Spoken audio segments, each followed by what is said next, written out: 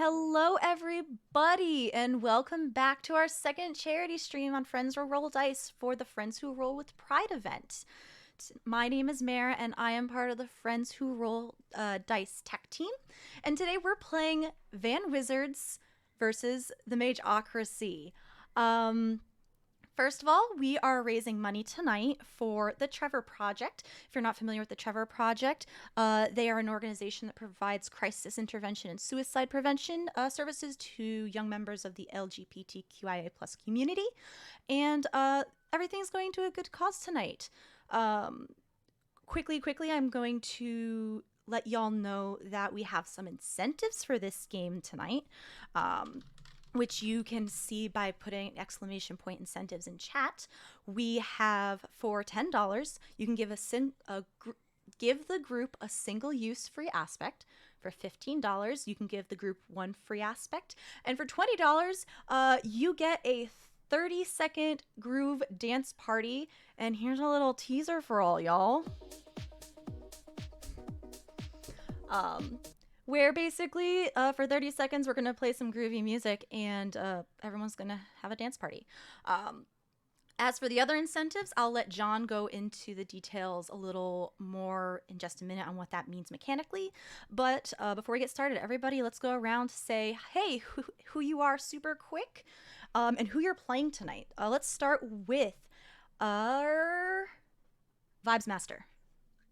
Hey, my name's John Johnsick. I'm the creator of Van Wizards versus the Mageocracy, which is a powered by fate game. I am going to be your vibes master for today, just making sure this van just keeps on rolling along and everyone has a good time. My pronouns are dynamic, I think is the term. They, he, she, whatever you're feeling like, just collecting pronouns like the Infinity Gauntlet. So that's what I'm going to be doing tonight. Let's pop over to Stellaluna. Hello. I'm Stellaluna here on Twitch, Stellaluna_TV on Twitter. I'm a TTRPG streamer today. I'm going to be playing Mary Jane. Very excited.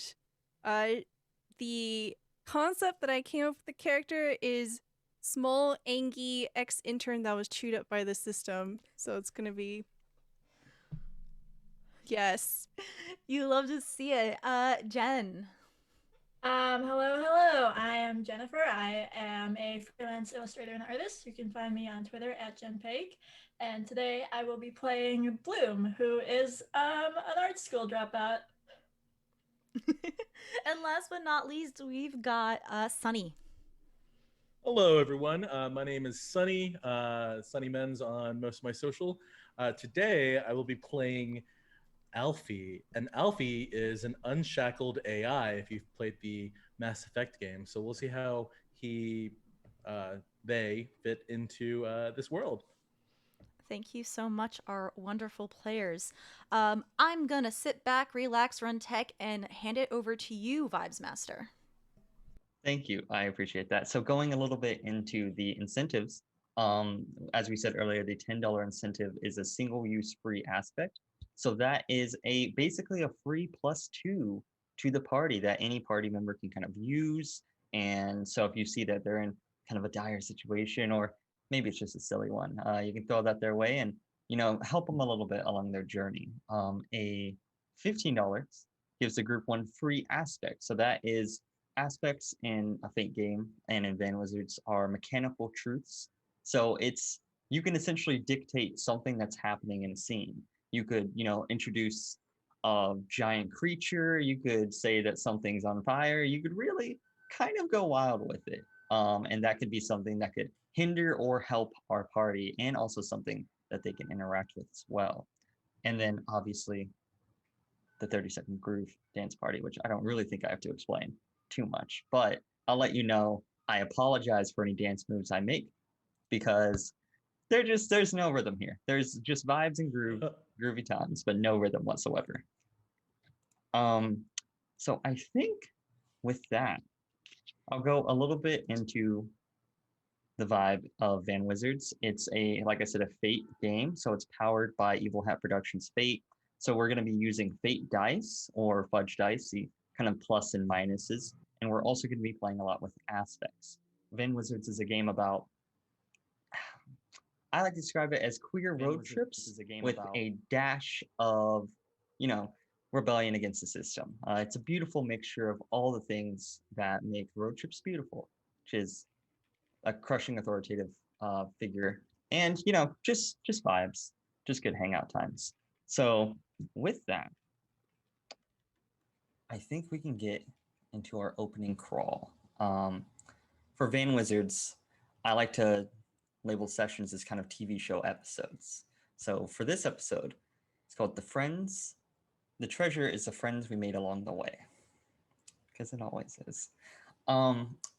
As the van is rocketing down this sandy road, kind of rocks being swept up and dust getting everywhere, I kind of want to ask a couple of questions. Who is driving right now?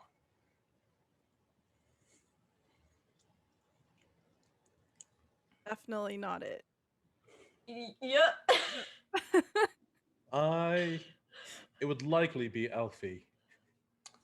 Alfie, our unshackled AI, kind of taking the helm of this journey.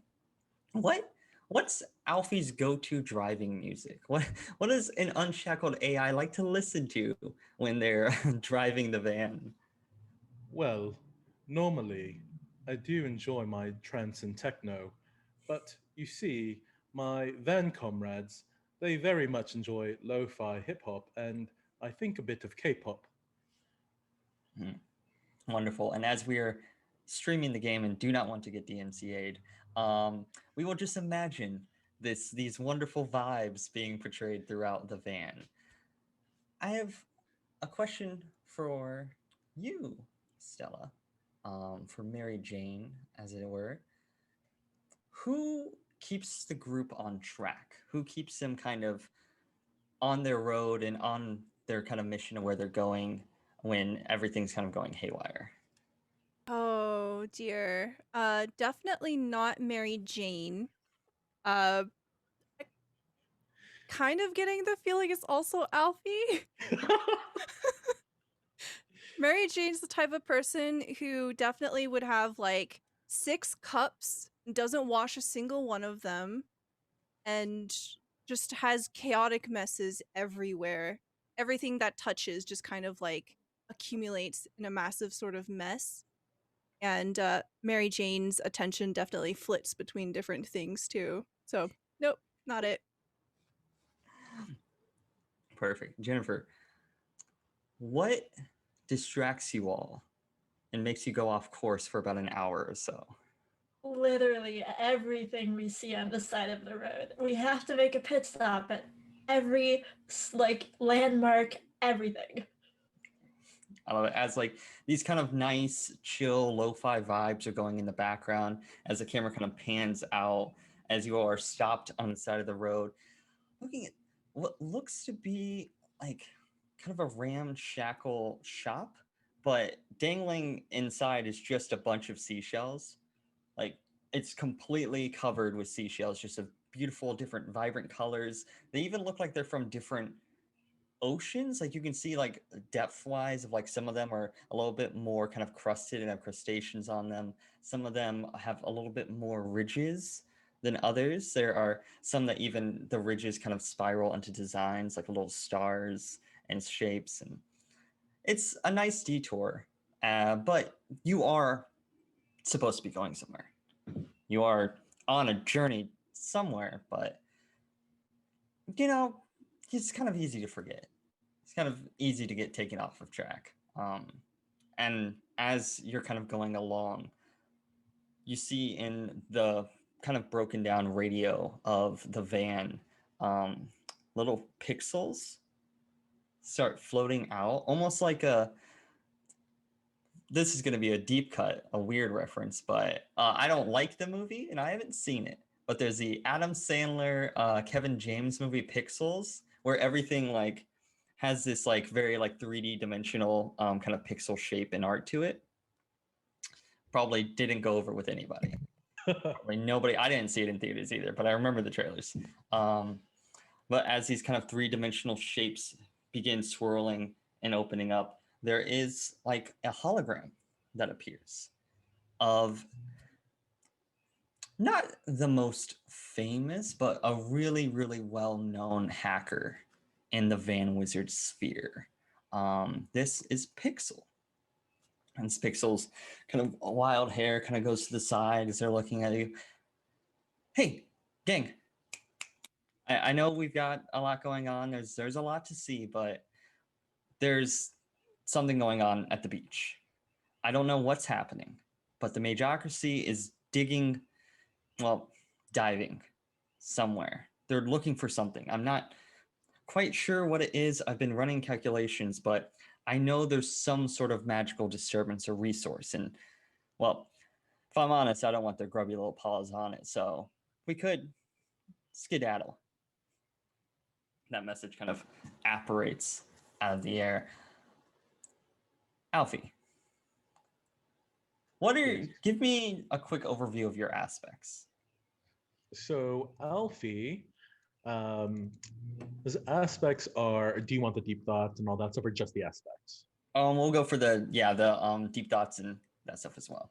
Okay, so again, my deep thoughts in general is Alfie was once an AI that the Mageocracy was using, and at some point he's still trying to figure out at what point he got unshackled. They got unshackled. In that moment of being set free, and in Alfie's time since then, they want that for all AI and for all things. So whether it's an organic creature or a synthetic creature, Alfie wants liberation for all. His wholesome vibes is to maintain harmony in the unit, which often means cleaning up lots of cups and stopping at a million dinosaur or weird large object things on the road for Bloom. And then other aspects, Alfie does not fully comprehend most human or colloquial sayings in general, just right over Alfie's head. And Alfie's other aspect is they want to feel. Perfect. What would kind of having lost or taken that control back for themselves, having escaped the Mageocracy, what is the looming threat or the idea of the Mageocracy going after a magical resource mean and make them feel? I think for Alfie's understanding of feeling is more of a process, right? As a machine processing. And Alfie, I think, would want to make sure that the Mageocracy does not get this thing, because oftentimes the Mageocracy uses the things that they have to attain power to subjugate and oppress others, right? And so Alfie's thought process is, we should stop them, or we should make sure that they don't get this thing, whatever it is, so that other people aren't then oppressed. Perfect. Mary Jane, kind of also having left that confine, how tightly are you gripping the seat or your pencil? How does that emotion kind of rise up in action for Mary Jane? Oh man. So Mary Jane is an ex-intern that was completely loyal to the Mageocracy, was essentially just another cog in the wheel, and then broke free out of it. So just hearing anything to do with mages and wizards that is not our little Van family, she just gets fired up. She's currently in the moment, she has an aspect where she's an animal lover. Can we keep them? I want to adopt them all. So I imagine that we might have some random critters living in our van. Sorry, Alfie. That's okay, comrade. Oh yes, absolutely. I think Mary Jane's like in the motions of feeding our void hamster, and all of a sudden hearing Pixel, she is just gripping this tube of tuna for the void hamster and just splatters everywhere. Did I hear that just right? Did they? We have to start. We have to investigate this. You would like to pull over now? Absolutely. please? Of course, comrade. We're pulling over.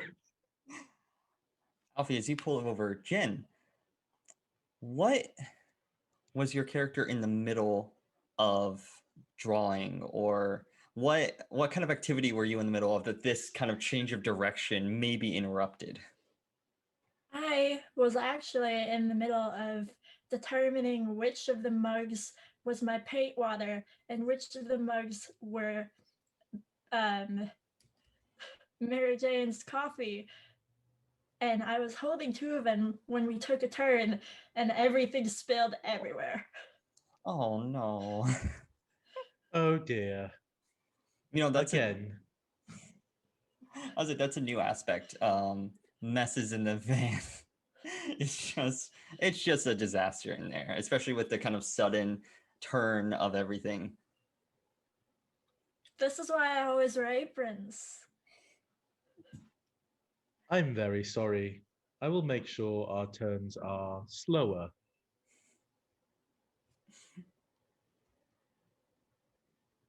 I think, okay, I thought I saw that there's maybe some music playing, but I couldn't hear it. I can't hear music either, but I see that there's a sharing computer sound. Sorry if we're breaking immersion, friends.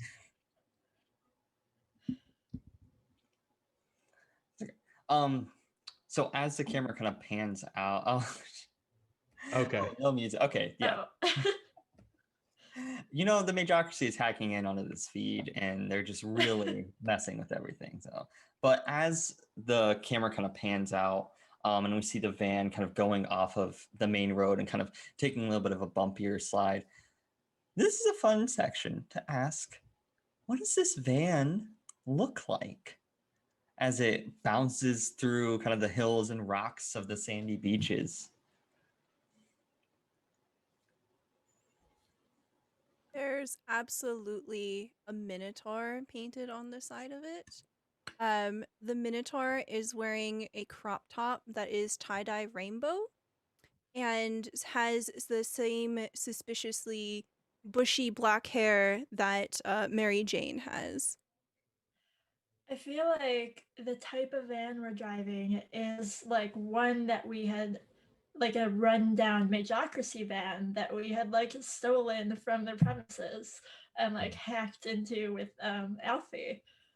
Yes. I imagine it was like a Mageocracy retired museum van that has like ancient things like a minotaur and like, I don't know, like a satyr and all these other like ancient looking things. And then we like jazzed it and we made it groovy. Well, at least We have like a Bloom did. bobblehead on the dashboard that's a unicorn. We have lots of bobbleheads, all the different With types. bobbleheads. We collect them. Oh my gosh. From every lens, like every pit stop we make, we try to find a bobblehead. There are too many. We really must cut back. No. This gives us the God, my accent's changing already. This gives us the power. Power's van. Very well. Now, we are stopping for what?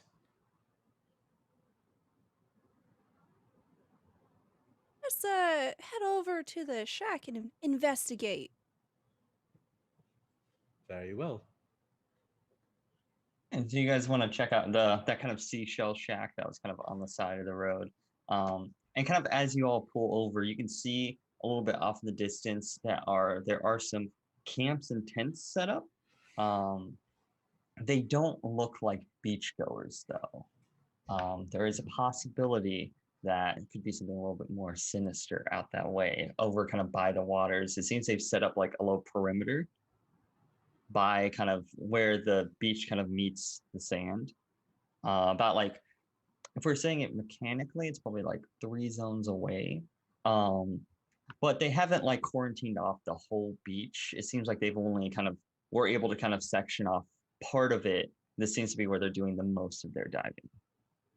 So Alfie probably his default is like just this very conspicuous looking robot, and so before he like gets out, he'd like to transform or like change his outgoing to look like a normal beachgoer, um, if that's possible. You know what? How about we have the first roll? Now, this Okay. is going to be a pretty. I'd say it's not like an incredibly difficult thing to do. So I'd say you have to get like a +1 or higher Okay. on your roll. How much, by the way, what's your plus for your modifier for transformation? 3. Oh, okay. So it should ideally go smoothly, but there's always a chance. Okay. So I put 3 in the modifier, Mhm. and then I hit submit. Did I make it?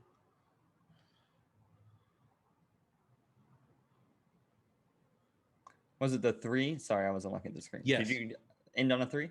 Yes. Okay, perfect. Awesome. A lot of tabs open. I apologize, but yeah, what is Alfie's idea of like a normal human beachgoer look like?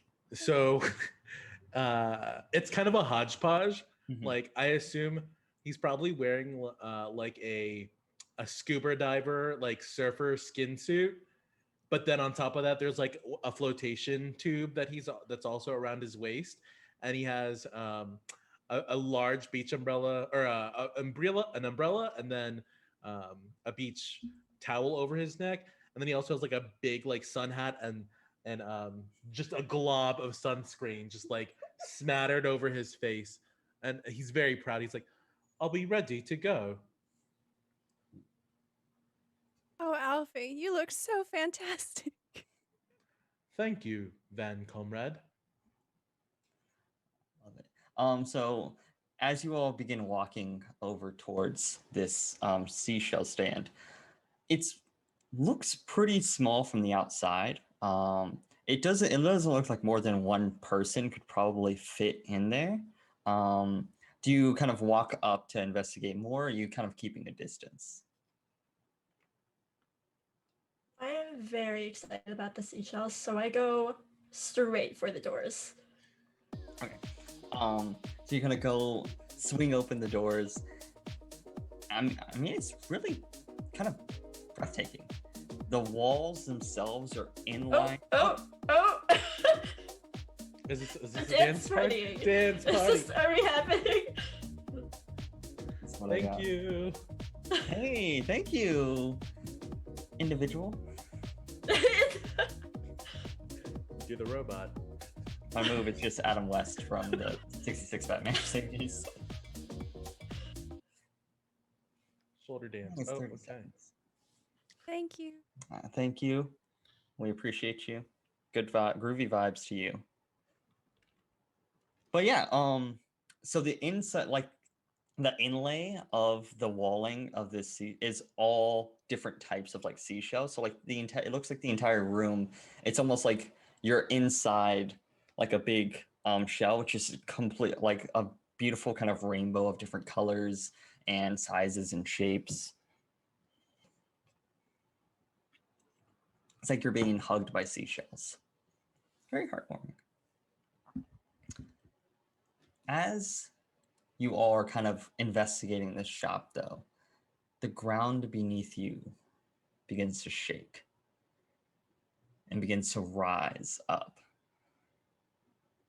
as the sand kind of begins falling to the side, and the ground that you're standing on becomes clearer as it's not kind of muddled and covered with the sand, and you're on the back of a hard shell.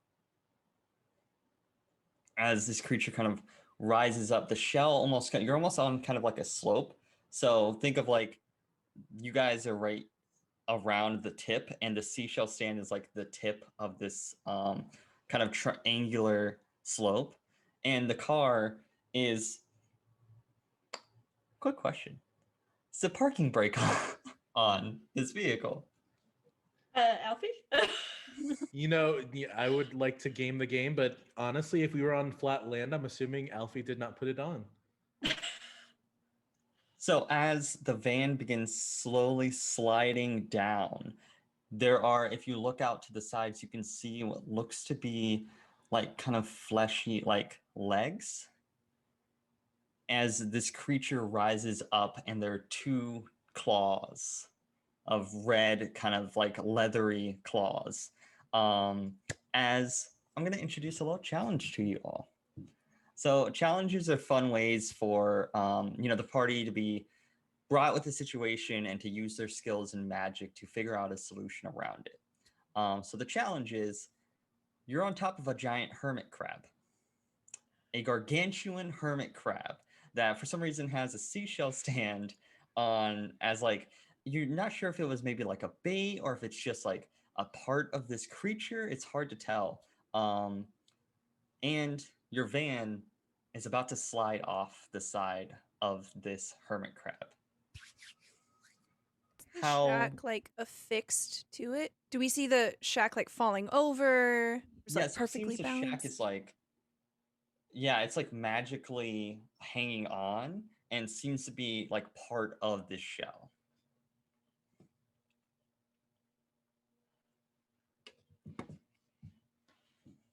And how? What is the incline, or like how fast might this be happening? Like, do we have enough time to like do a thing, or is it like going? It's like beginning its descent. It's the thing where the wheels are providing enough friction to where it's not just like jumping straight off, but it is like like kind of like slowly going down the ridges of the side of this this hermit crab shell. So it's kind of like it like does a little bump up when it hits a ridge and like kind of begins sliding down, but you have enough time to be able to see if maybe you can do something to stop its descent, or the potentiality to maybe just get on off of the shell. And while we're thinking about that, that was a good segue.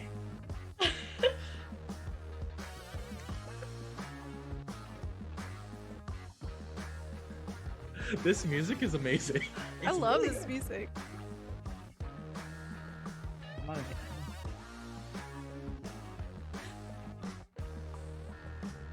just 2 hours of this.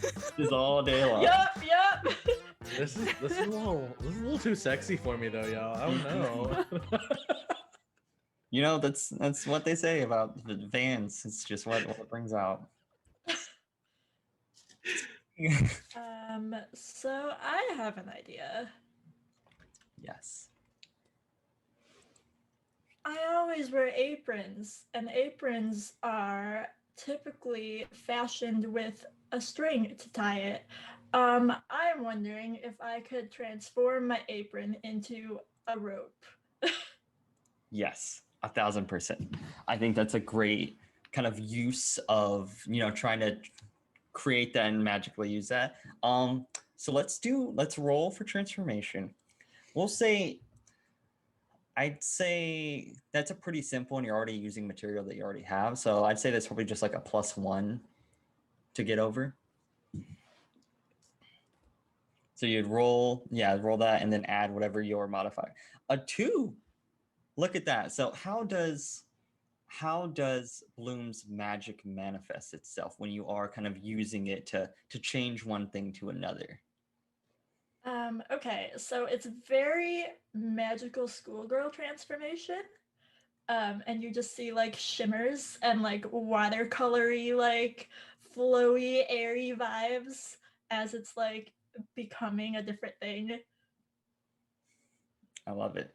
As kind of these colors all begin to swirl around in kind of a beautiful transformation as this apron becomes. Are you thinking like a thick type of like a climber's rope almost? Like Yeah. something like, yeah, is kind of turns into with sparkles and flourish a rope. You want to try to like fasten it to maybe the front of the van, or try to like And then I rodeo want loop it the all other around? end to like, so I'm like steadily trying to like make my way to the van and then like throwing the other end to Alfie or Mary Jane to like fasten to maybe the shack.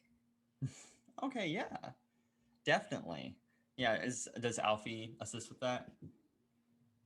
Alfie does, and if possible, Alfie would like to use some magic to animate some sand people to assist with this.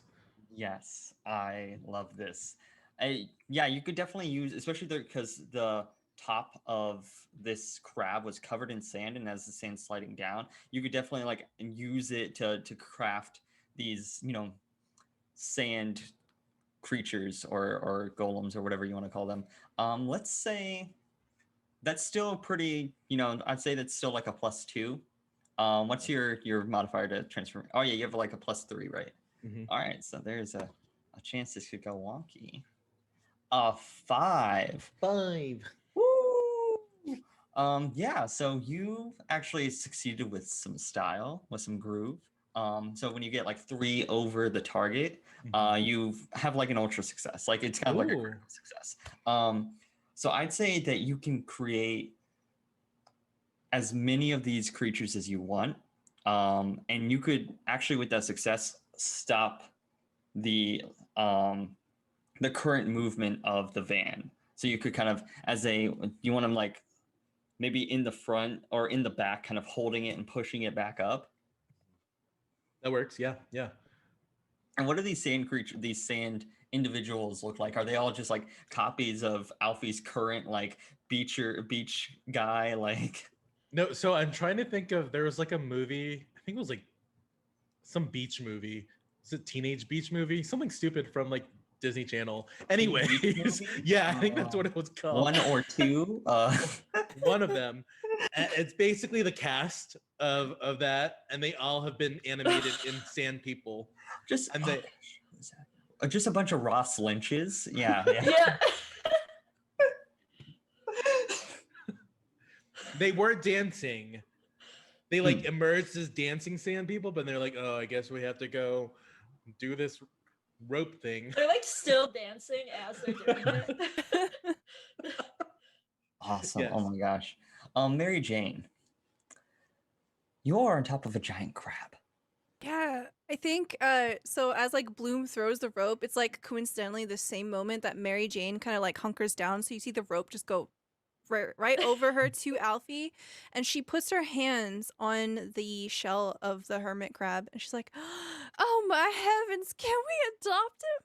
And she's gonna try to like pet the crab shell and be like, "Now, come on, relax. It's all right. We're all friends here." That is beautiful. She's gonna try to calm the animal. Yeah, were you thinking of empathy, or was there a different skill that you maybe had in mind? Oh, I think empathy works. Yeah, I'd say if you want, you can spend one of your fate tokens, and you can invoke that wanting to adopt every animal you see, and you can get a +2 on top of what your empathy is. Oh, absolutely. We want this gargantuan crab to be our friend. Oh my gosh. Let's say, gargantuan crab. What's your modifier currently to empathy? 2. 2. So yeah, I'd say a +3 success for this one as a complete success. Now, if there is a failure, it might still be able to do some stuff. I do have a quick question. The fate points, I'm not totally familiar with them. Is this like a group resource or is this individual? So they're the refreshes on your character sheet. Those are kind of individual. Yeah. Okay, cool. Yeah, I'll absolutely use that. That's low. a +4, 2 + 2. Yep. Okay. Oh, rolled a 5. Ooh. How does your magic connect to this creature and kind of calm it down? As Mary Jane is stroking the back of this this giant hermit crab, you just see like these little hearts just forming, just taking to the air. They're neon colored, and they just start flitting around and coming from out of her fingertips, and then they start to enshroud the hermit crab, and the entire area smells like bubblegum now. Oh my gosh. As the legs of this hermit crab were kind of stomping and stamping, they begin to slowly kind of recede and almost fold in to like sit down. As you hear a voice coming from kind of further down the shelf, like, oh, well, I say bubblegums. That is just a delightful taste. That's very nice. as kind of the two eyes poke up and kind of like shift to the back of like, oh, hey, why don't you guys get down here? Oh, come on, I like to see your faces. Well, all right. And Mary Jane just immediately just slides down and in front, putting her hands on her hips. Howdy. As the two eyes kind of in an earlier situation, what might have seemed like a threatening looming over as the two eyes kind of look over you, now it just kind of looks like a friendly look up and down of like, let me just get your whole deal. Let me just see what's going on here. So Hermit Crab's like, oh, hey, you're the nice smelling lady. Well, how are you guys doing today? Oh, hello. If you don't mind, our van's parked on the side of your show. Could you stop? I'm sorry about that. If you could, I could do a little shimmy and I could shake it down for you. Or I could pick it up. Do you want me? I could place it down for you. Yeah. One of those is just fine. What does Alfie and Bloom do as this giant crab claw just reaches from behind to pick up this van? A Bloom probably. So I would probably be really startled at first and then really excited because I'm easily excitable. So I run over to the crab claw and I grab hold of it as it's like reaching over. And I'm just like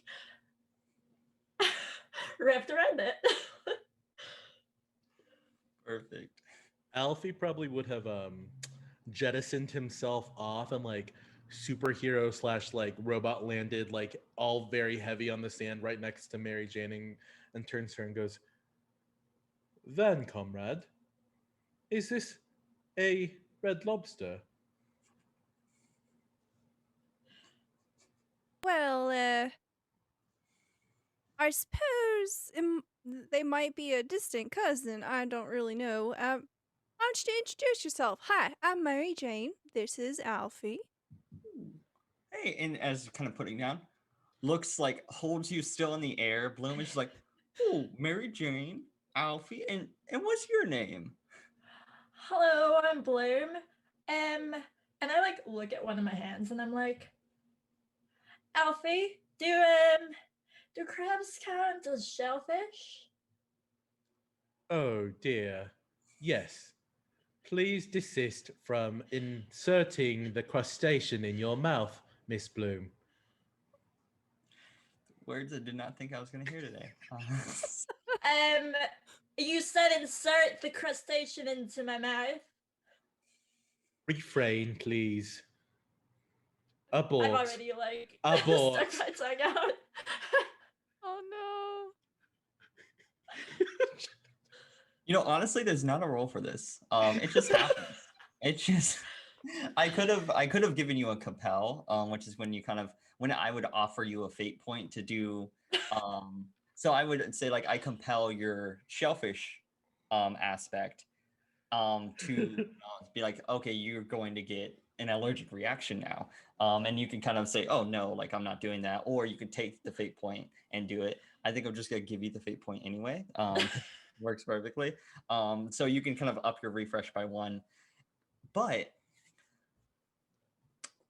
I don't have a lot of allergic reactions. How does Bloom deal with hovering in the air and then the sudden kind of rush of endorphins and crustacean kind of taste and then that seafood taste in your mouth? How does your magic go haywire a little bit when your body starts to react negatively to this creature? So, in like photography, bokeh lights appear in her vision and also around her. They like manifest around her. And she's just like, Alfie, think fast, and then let's go. God. Alfie's like peripherals like change from like normal to like red alert, and immediately you see like random holes pop out of him. And I mean, you said I could use resources, but I would get, or is that for Bloom? What was that? I'm sorry. Could I use I want to use my resources to like pop open like EpiPens or Oh. something? 1,000%, yeah. Okay. Give me, so I will say that because of the allergic reaction, Bloom has taken 1.1 stress box. And so you can use, either resources or healing or whichever skill you want to try to heal that or like fix that kind of stress, that reaction. So I'd say resources can work great if you want to like pop out a bunch of EpiPens that you stole from the first aid kit at the Mageocracy. I guess. Yes. So my resources is 4. So Ooh. 6. Yeah, I'd say it's just like I'd say +2. So you, through flying color, you were able to like masterfully, like almost like a Grey's Anatomy surgeon. You were just skillful with these needles and with these techniques. What does it look like administering an EpiPen to someone falling in midair? For Alfie, I would imagine. Well, I guess Jenn is incapacitated or like currently like clutching her throat. Alfie has deployed miniature drones since I rolled so high to help assist and navigate, so that it is the most painless epi injection. Even though this happens probably frequently. Awesome. And actually, we did receive one free group aspect. Oh. And I think that group aspect could maybe be that you now have a little squad of flying drones around you. Like that Oh, stay so cool. around. Kind of as a double, like you rolled so high, and we can use kind of both of those in tandem with each other, if that sounds like a cool idea. Definitely. Thank you. Thank you. The drone delivers a painless injection to Madame Bloom. You don't even feel it. It's like the smoothest thing in the world. It just kind of like goes, and those kind of lights kind of begin to slowly kind of coalesce and kind of fade to the background. Oh, dance party? Hey, Ooh. no more allergic reactions. Hey. Hey! Don't eat seafood if you are Allergic. Or Or have EpiPens nearby. Which are super expensive due to the real life Mageocracy. Hey, take care of your friends. Vital signs are returning. Perfect. Now here's the important question. Who catches Bloom? Or Bloom, do you kind of getting your senses back to you, find a way for you to float down or to kind of stop your landing?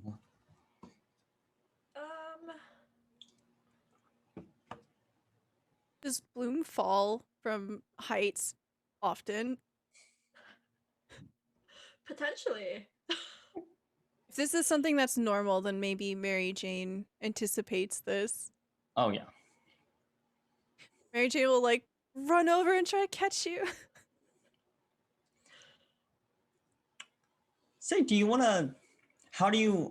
Is this like an Angie small interim moment of like increasing of size and strength, or is this more of just a like, oh here, let me like soften your fall? Oh, I guess it depends on how fast things are moving, because Mary Jane is 5'2" in her normal state. But if she has enough time to transform, she just hulks out. Literally, she was like, "Ah!" And you see her just completely filling out her tie-dye crop top, and she's now like a minotaur, a literal minotaur. She's gonna try to catch Bloom. Yes. Let's Is say. your minotaur fur also tie-dyed? Yes. Oh my gosh. It's actually almost seamless. Can't see my crop top. Yeah. It's just all a mix. Do you want to what skill were you thinking for your Minotaur transformations? Like, because that could be kind of a physique thing since you are kind of changing your form, or it could be a mix of physique and transformation. I want to do transformation because I have a +4. That sounds perfect. Yeah, give me a roll for transformation.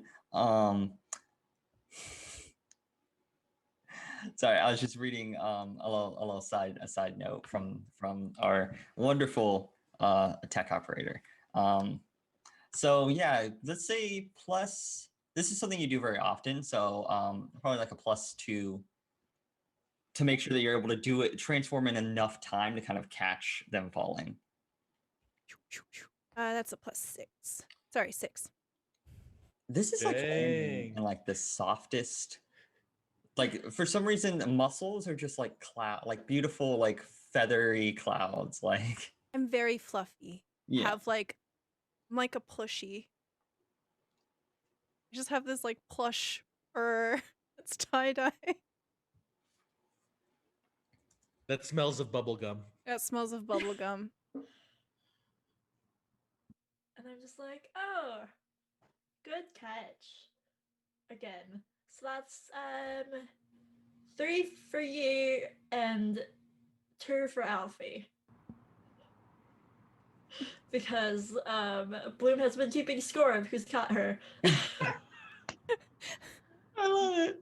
Mary Jane transformed huffs out, and she has like big nostrils, and she has a septum piercing, and it's absolutely a rainbow.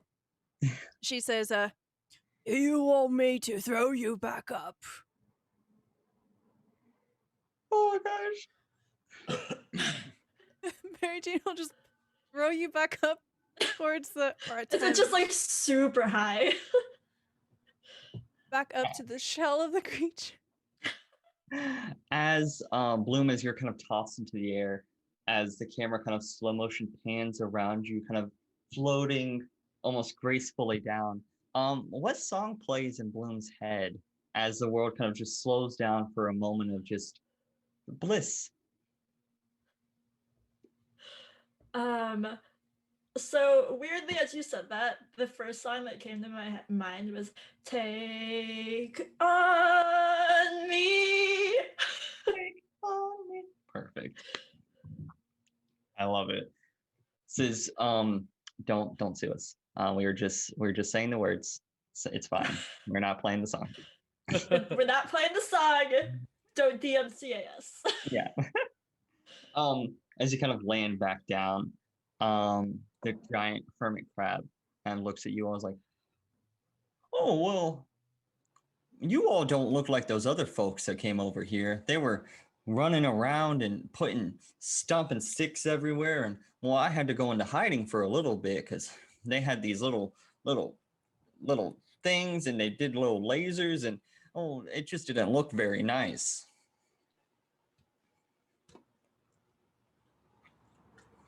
Lasers. I am processing. Yeah, they got a big old something they're looking at over there. I'm not exactly sure what it is, but they're got that whole setup over there, and they've been diving deep somewhere. I don't know what exactly they're looking for, but they don't look very nice. But you all look pretty nice. It smells like bubble gums. I like bubble gums. Aw, thanks. Have you had a good look at these people? They're wearing any kind of signifiers? There's a lot of white just everywhere. Just white coats and white jackets, and um, they've got a little patches on them, and that kind of instantly, I'd say, like probably um, brings an image to your mind of kind of a symbol or insignia of, you're just like, oh, I know exactly who these people are. I've logged their findings in little books and records for years. Like, See Mary Jane's eyes just literally beginning to flame. She says, "Oh, she's transformed." She goes, "Friends, I think the Mageocracy is responsible for this." We must overthrow. Yes. Literally. Getting like pumped up and limbering up to throw something. Oh dear. We must liberate, overthrow. Whatever you wish. Perfect. As is. Go ahead. Both? Yes. And I look at both Mary Jane and Alfie. I'm just like, birth? Yes. Perfect.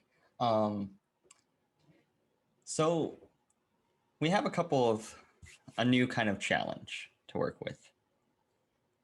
You're with your hermit crab, who's now your friend. You have to get over to the beach. You need to get under the water, and you need to kind of figure out and find what exactly the Mageocracy is doing. So there are a couple of aspects that we could, what's called overcome, which is just one of the general kind of ways to separate out actions in Fate. There's like an overcome action, which is specifically for taking an aspect and making it go away. So the aspects we have for the beach are that the beach is littered with cronies. There is the crushing depths of the ocean. And then there is getting underwater. And so any kind of one of your skills or kind of magical opportunities or any of the current kind of aspects of your situation with the hermit crab could be kind of used to try and get around this situation or to find a new solution or a new path.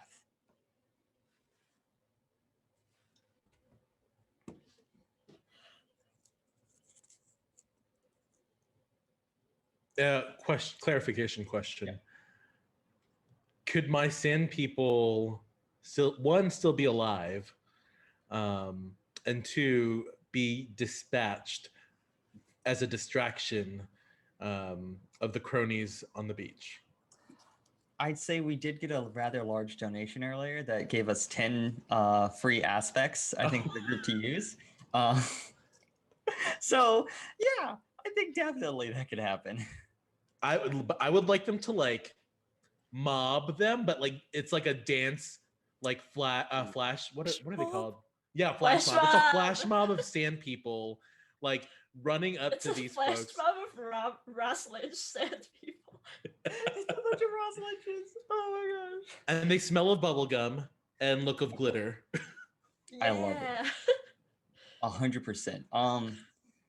Let me think. What skill would so as it's kind of dancing and performance? Do you think what skill were you thinking that could?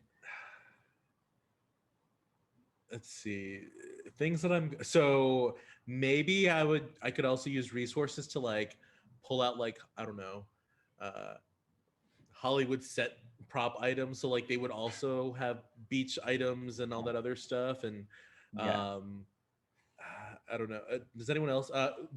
Bloom, perhaps helping with like I don't know, the look and fancy art pieces. I don't know. I was actually thinking, I want to, so you know how in the Mitchells versus the Machines, how there's that one scene where they paint over a tarp and they tape it to the top of their like car. Yeah.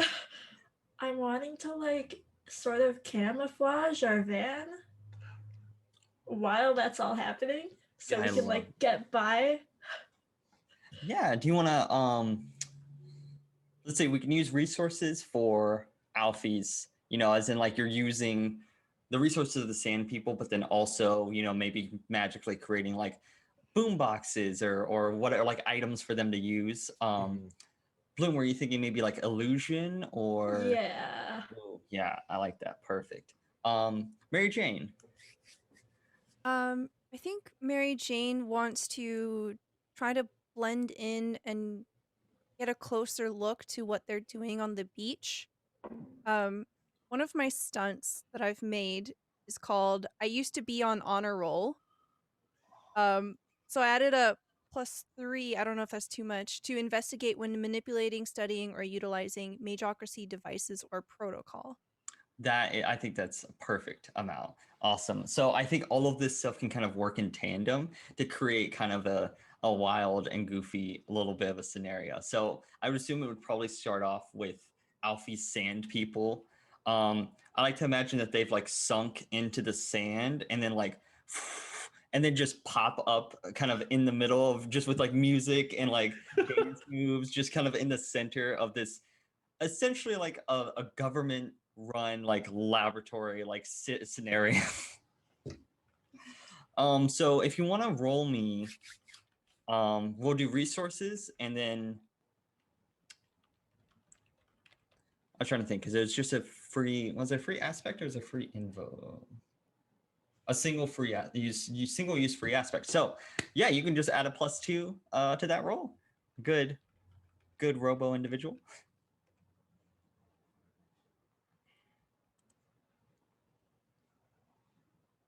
I had the wrong tab open. There we go.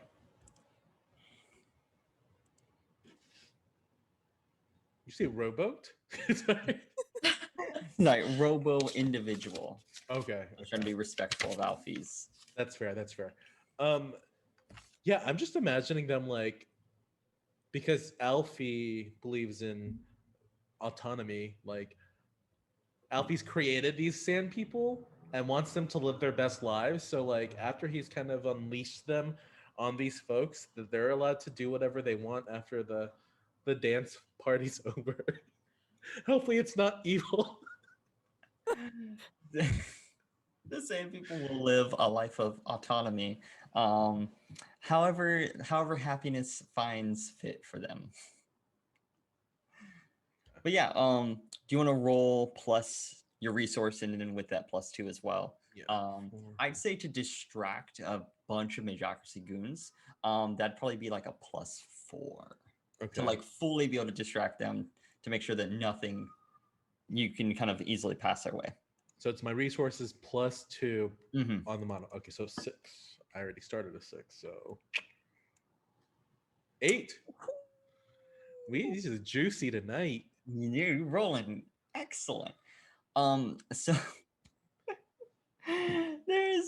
we pan over to these Mageocracy individuals, just a bunch of stuffy, full top collar buttoned white lab jackets, like with these large kind of computers and devices, just inputting like sequences and sequences of numbers and letters that make absolutely no sense.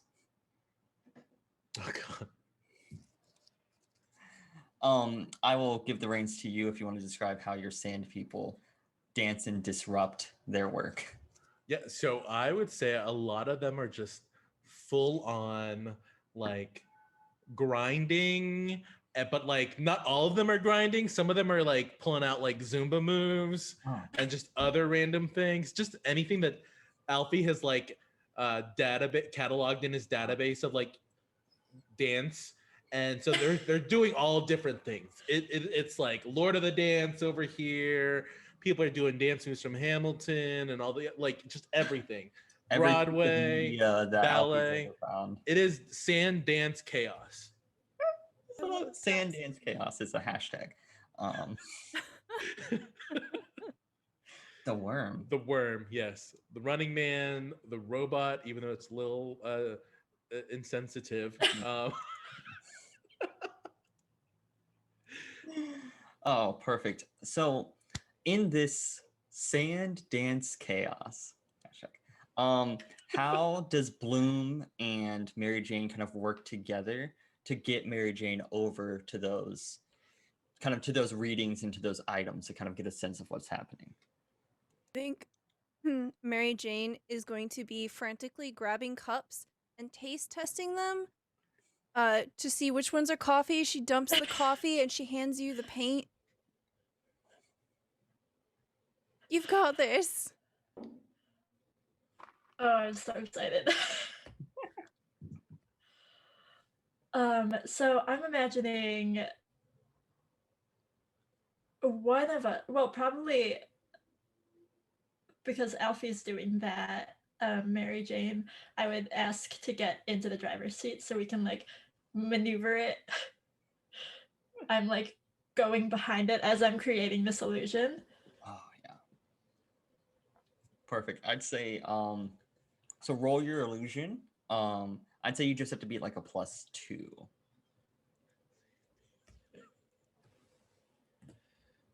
Hashtag Sandins Chaos.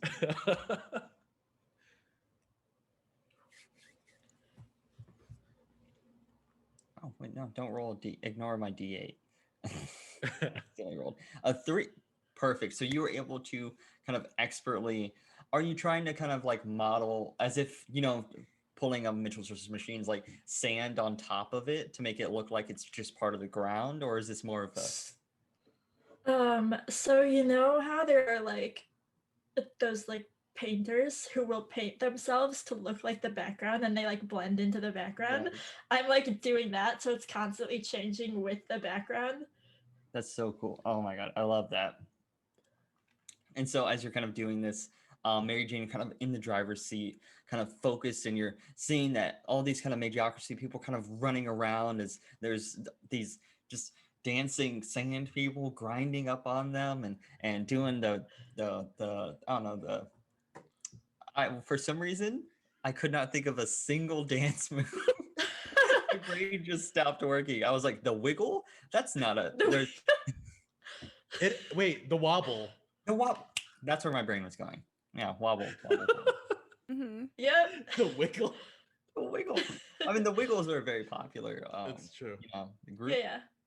But yeah, as Mary Jane heads over there, do you try to go for like just like the biggest piece of equipment you can find, or are you going for something like maybe a smaller reader or something? Absolutely the biggest one we can find. Awesome.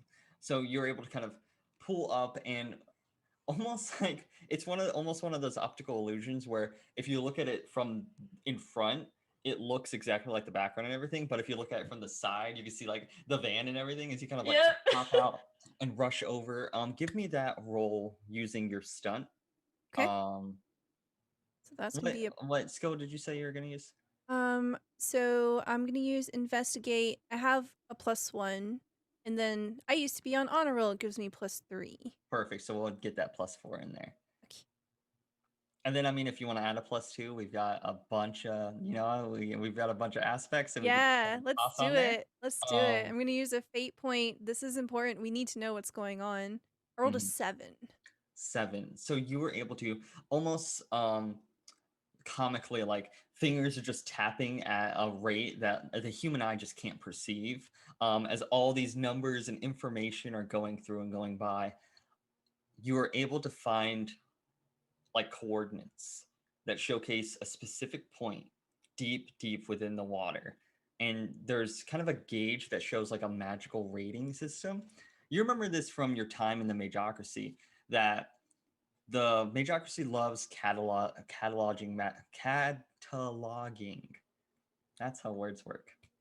Magical items and giving them these ridiculous ratings in a leveling system that just doesn't make sense, because magic is a living thing. It's free flowing. It's vibes and grooves, and it's about self-expression. It's not, magic doesn't have levels and scores. Why are we doing this? But this is like a 9th level magical item that is deep within the ocean, and they seem to have sent something to go retrieve it. Awesome. After processing this information, Mary Jane will Hulk out again and start smashing the machine. I love it. Wait, raging against the machine. That's beautiful. I love to see it. Yeah, were you thinking physique or fight? Yeah, I could do fight. Yeah, if you want to do that in tandem with transform, you could do that as you're kind of going into your Minotaur state to destroy this system. So you could definitely add both of those together. I'd say a +3 or higher to completely make this thing unusable. So if I use the 2 skills, do I add them together? The modifiers? Yeah. Okay, that's a 7. Woo! I rolled a 5. How do you just completely decimate this computer system?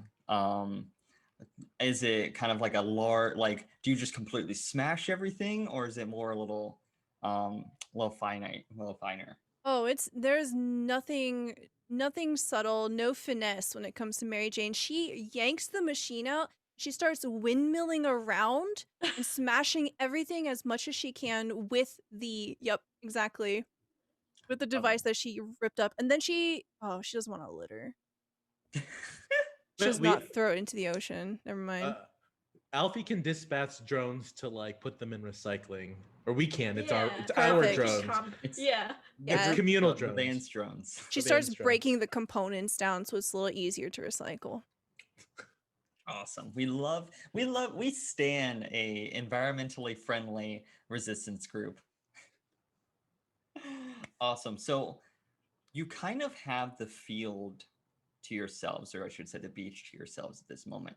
Most of the Mageocracy crew are running around trying to figure out what these creatures are, and like some of them are with like little pagers going up to the like chasing after the sand people that are running away. Like, what level is this? And like you hear a couple of them saying these just ridiculous, long, drawn-out things of like magnanimous Montgomery's magical missile, and like just like a bunch of dorks, you know, just not cool at all. Amateurs, exactly. They're not even getting the full kind of strength and power of their magic because they're constraining themselves to these ideas of like, I'm gonna cast a spell. Because it's not true to who they are. They're just doing what the Mageocracy tells them to do with the magic. They're not allowing it to showcase their own personality. So you have an idea of where this magical item is. It's deep within the ocean, and the Mageocracy is sending something after it.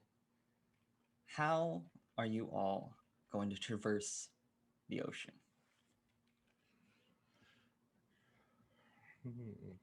can we turn our van into a mini submarine? Hot dog. That sounds perfect. 1,000%. Yeah, you could 100,000,000% do that. If we want, were you thinking like transformation, or are you thinking of using like a different type of magic to try to mimic the similar effects? I wonder if we could do transformation, and then if someone has maybe elemental, so that we could make it like work with the water. Ooh. Yeah, you could definitely even make like an air bubble around it if you wanted to, probably as well. I think Alfie, do you specialize kind of in elemental? I am capable of that, Miss Bloom. Perfect. Yeah, both of you. If you want, you can roll separately with your individual skills, or you can just do one roll with both of your modifiers together. Okay, so did you want to go first, Bloom? Do you want to do separate rolls? Oh yeah. So what are we rolling separate? So you can either one person rolls, Bloom rolls transformation and Alfie rolls elemental, and you would have different things to beat. Just because transforming a metal thing into another metal thing is not as difficult as creating and messing with kind of the air and the water. So you'd probably have differing difficulty ladders, or you can combine those and we'll make just one difficulty for the whole roll. Ooh, what do you think? We could.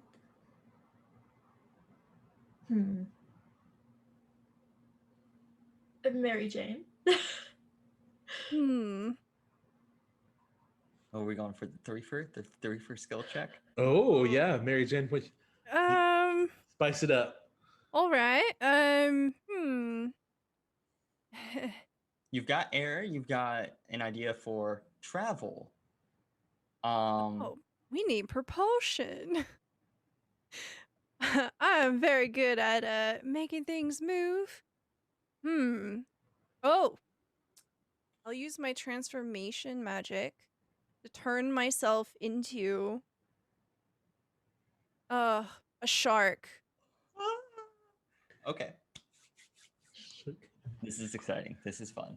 Yeah, so are we lumping everything together to one big ol' honkin' roll, or do we want to do some separate little rolls?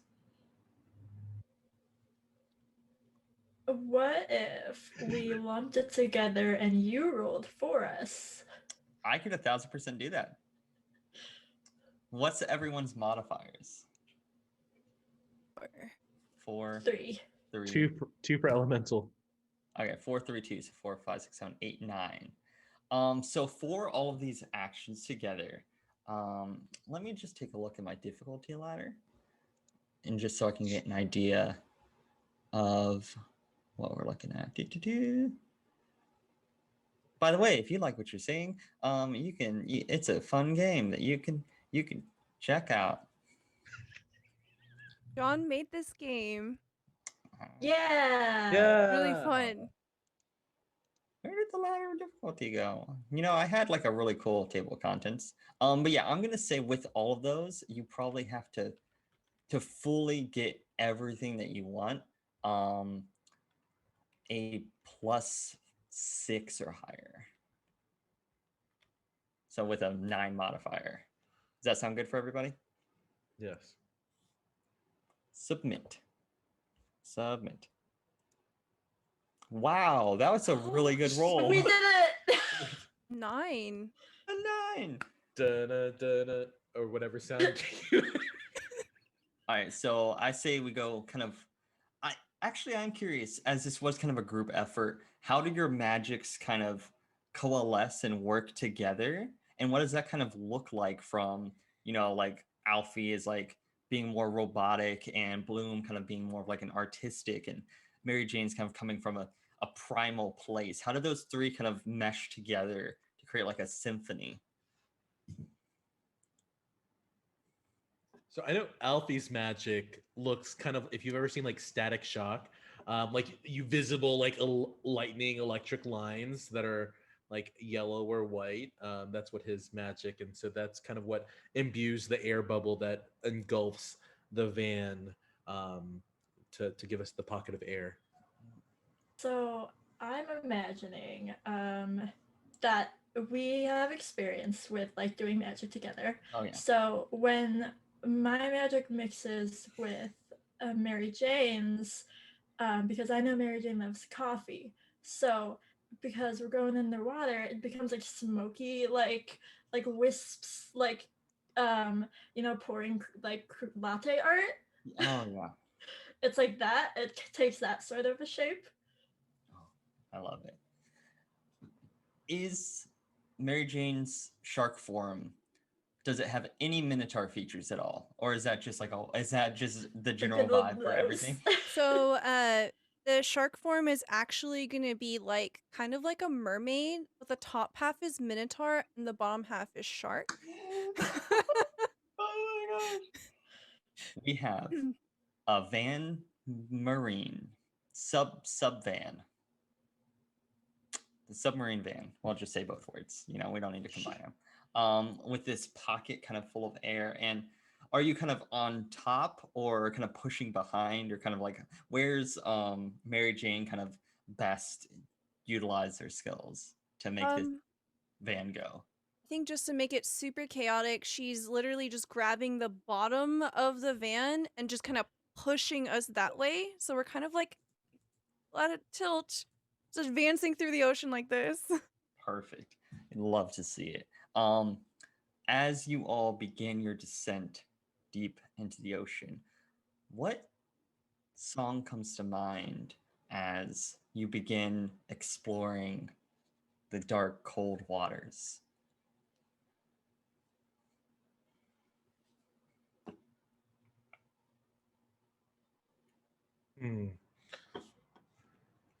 I should have been like, have a track list ready. I should have been part of the session 0 prep.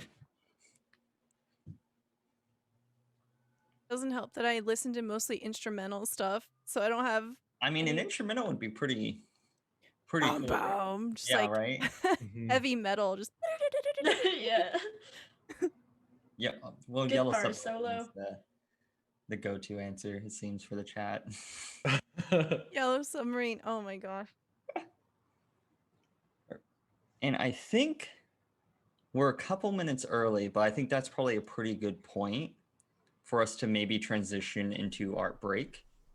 So I think I want to say thank you to everyone that's been here so far, and thank you for all of the wonderful donations that have been available. During the break, if you want to just go pop on people's socials, start giving them follows. Everyone has been wonderful and so much fun today. I'm very excited for us to get into the next part of our session as we explore the deep waters and find out whatever this magical resource is and what the Mageocracy is sent after it. So thank you guys for being here, and we will see you in just a few moments. Hello, everybody. Welcome back. We are back from break for the Friends Who Roll with Pride charity event on Friends Who Roll Dice. We're raising money for the Trevor Project. And we are playing Van Wizards versus the Mageocracy, where we last left off. The group turned their van into a Minotaur Shark Mermaid hybrid van sub. Yeah, sounds radical. Anyway, back to you, John. Thank you. Just normal Van Wizards things, So as the hit single from the Beatles, Yellow Submarine, plays in the background, we kind of dive deeper into the ocean. And at a point, it's kind of dark and it's hard to really see a lot of details. What I think you probably have the headlights on, I would imagine, maybe protected by kind of the barrier of air that you made. I'm not a scientist, but that sounds like that could work. It's magic. Exactly. Magic. So there is like a, kind of high beams, like a cone, two cones of vision, kind of as you're making your way through. Bloom, what passes through the field of vision? Like as we're dive driving. Dive driving. Actually, am I driving or is Alfie driving? I feel like I would have deferred to Alfie. That makes sense. It's up to you. I'm happy to drive. So as we're driving, Alfie's very like 10 and 2, like very responsible. How is the temperature, everyone? I like turn out towards the back window and I'm like, how is the temperature? At Mary Jane through the back window. Just see a really muscular arm come up and a thumbs up. Yes, very good. Awesome, perfect. Yeah. Here's a question. Does something frightening or something enlightening make its way into your field of vision? Alfie? Yeah, let's go for Alfie. I would say Alfie is constantly kind of like processing as he's driving. And I think what is kind of going through his head is, what creatures exist, what things exist this far under the surface of the water. I think the first thing that you begin to notice, it looks almost like, at first, one of those not old, but one of those impressionist, I think is the correct word, paintings with like the elongated face, and an elongated nose. and it feels like they're elongated, but they also feel squished. As there is what is kind of peeking out through the light is just what looks to be like the face of an individual with like a long kind of nose and droopy cheeks. Kind of like grayish skin that just seems like even underwater like wet. Alfie's driving and just reports back like, new organics have been detected. New organics have been detected. Bloom. I like scurry to the window and I whip out a sketchbook and I start like frantically like jotting this down so that I Oh. could go to the back window and like press the picture against the window to show Mary Jane. Is this a threat? Mary Jane just like kind of wiggles a few fingers and you see like little hearts forming and they spell out a word and it says adopt question mark. Do you change your trajectory to kind of get more of a view of Yes. whatever I this creature is? yeah, as that's happening, I go over to like probably it's just been like and I'm just like we're changing trajectory. Yeah, I was gonna say technically, even if I'm at the driver's wheel, technically it's Mary Jane steering us. Yeah, right. My little fin is going like extra fast because like of all the latte caffeine in our bubble around our bubble. Perfect. Yeah, as you guys kind of turning this vehicle, you see that the face is connected to this body. And at first, what looked to be kind of like a droopy human face, as the light begins to shine more, it's a fish. It is kind of a sad looking blobfish. Um, I don't have a picture to show, but they are those like kind of very droopy, like sad looking fish with like the large kind of noses and almost like a Squidward um from SpongeBob, but a little bit kind of different, more like they're just very gooey and they have this kind of like residue on the outside of their skin. They live like deep within the ocean. But as the light kind of turns, you just see it kind of almost like droop its head sadly. And you can hear kind of radiating through the water speech. It's not coming out of its mouth though. It's almost like the sound is carrying on the waves and the ocean itself. Like, hmm.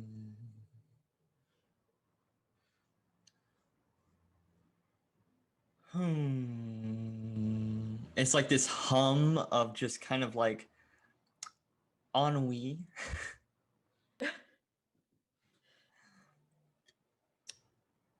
Could I use my lore to figure out if I know what these things are? Yeah, definitely. I'd say it's like being an AI who is connected to like the Mageocracy. I'd say it's like a +1. It's not very difficult to Okay. figure out what this deep sea creature is. Okay. Oh no! This is Oh, so you do understand that this is a fish Oh, okay, I can or work a with this. person, fish, person, fish. Dog, bread, Yeah. bread. It's very much kind of like not full meltdown, but just like general like does not really compute. Like your systems were not deep sea creatures were not in kind of the Right. files that were taken for the Mageocracy. Do we adopt or do we catch or what? How to proceed? What even is it? I think Mary Jane's gonna be busy like propelling us all towards it. So she's definitely not gonna be of any help here other than forward trajectory. This Bloom begin kind of sketching this fish as you get closer to it. So we know it's sad, right?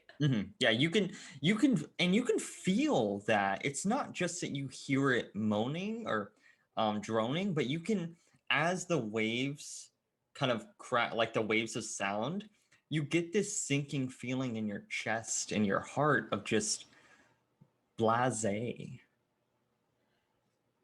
So if like any bubbles pass by, I want to try to turn one into like a little friend for it. Like make it kind of look like it. 1,000%. Yeah. Yeah, you can go ahead and we can if you want to roll that actually honestly that's not a difficult thing for you to do. For someone who's created, giant illusionary like things, and like changing a single bubble to something isn't going to be that difficult. So yeah, I think you 100% can kind of, what do you imagine as a friend for this droopy looking fish?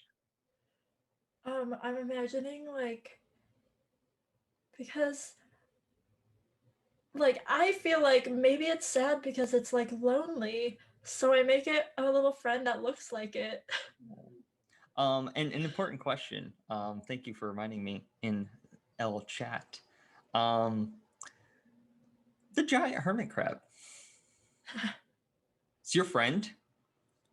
It's obviously has taken a liking to you all. Is do we, if you want, the hermit crab can um you can kind of actually be resting on the hermit crab, and Mary Jane could be kind of next to it, kind of guiding the hermit crab along the sea floor. Um, or the hermit crab can kind of be back on the beach. It's just waiting for you all. It's something I didn't take into account, that you would have a hermit crab with you. Or like what if we had the hermit crab keep like a sort of like lookout for us to like let us know if there was any sort of threat coming our way? Yeah, definitely. Does that sound good for the rest of the group?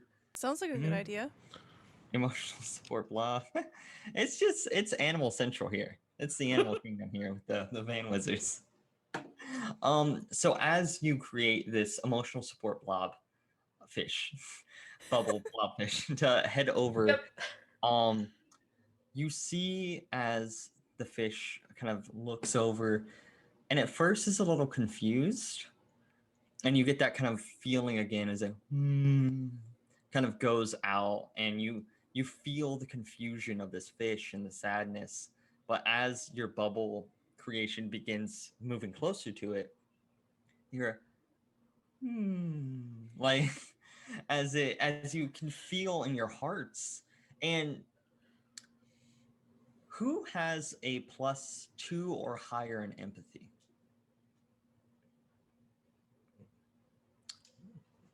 Mary Jane. You feel that this blobfish's magic. The fish itself has its own kind of magic and is interacting with it, and the way it interacts with the world is by pushing its emotions out and kind of allowing people to feel what it's feeling. It's almost like it's looking for understanding. Oh, that's so cute.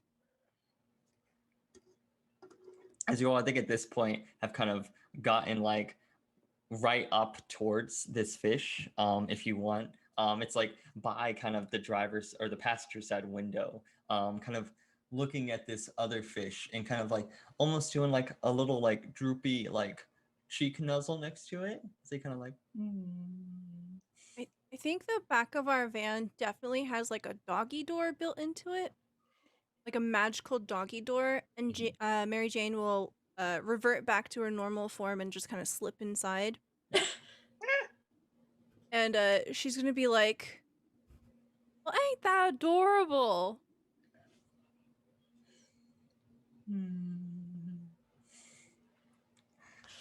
How does I'd say how does Alfie, because this is a real expression of emotion that has kind of been forced upon Alfie to feel. This is magical emotion coursing through Alfie's form. And how does that kind of interact with Alfie's components and makeup? So I think Alfie's kind of processing two things at once. Like Mhm. one, he's like, "Oh goodness, another adoptee.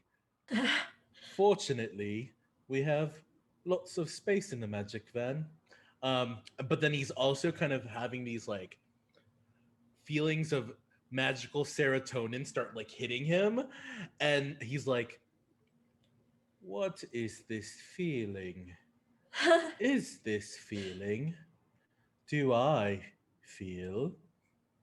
And like he doesn't say anything, but you can see like his optical like sensors like they kind of like turn a shade of like, right, usually they're just kind of like a white shade, but they kind of like turn a golden hue briefly. I'm imagining Bloom and Mary Jane are in the back, like, this hasn't happened before.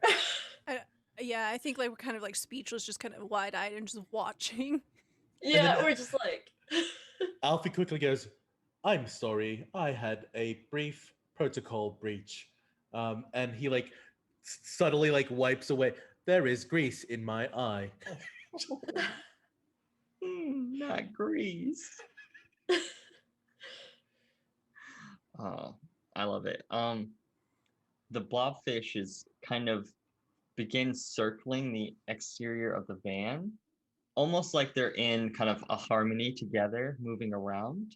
And as this happiness begins kind of like coming out from it, light begins coming around the van in like a ring as this blobfish, as these two kind of the bubble fish and the regular fish are kind of moving in opposite directions, but kind of in unison, keeping with one another, creating like a it's like perfect a ring of light. dance.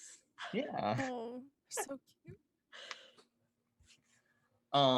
And they're also kind of helping to push the van forward with their own kind of like the magical force that it's almost kind of creating like a ring that's kind of like moving with the van.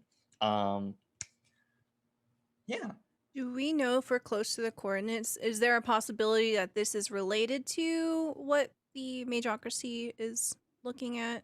yeah, I'd say Mary Jane could definitely do like give a lore roll. I'd say that you have a +2 of an aspect of I just I just hacked their shit. That sounds like a good aspect. Yes, I Like love that. you 100% like you already read their stuff, so you already have an idea. You just need like a +1 or above to kind of recall this information. Okay. +2, and then I have +1 lore. Rolled a 4. Nice. 1,000%. A million thousand percent. It seems that whatever this magical resource or item is, it has been the power of it has been extending out into the waters and has been changing and unlocking and kind of opening up the magical airways and other creatures and other things. And so the air itself and the water itself is almost like vibrating with a magical frequency. I think Mary Jane literally like puts her face on like the windshield. She's like looking around, and then she tells the entire party like what she just figures out. She's like, I think it's all related. I think whatever the Mageocracy is looking for here, we're seeing evidence of it.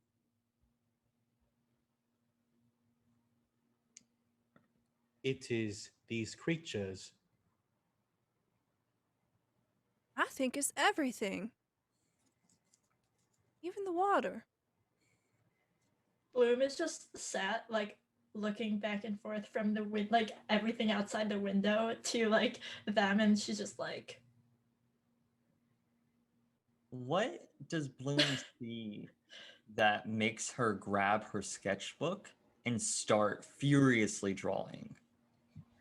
oh, so where are we in relation to the coordinates that we're, like, approaching?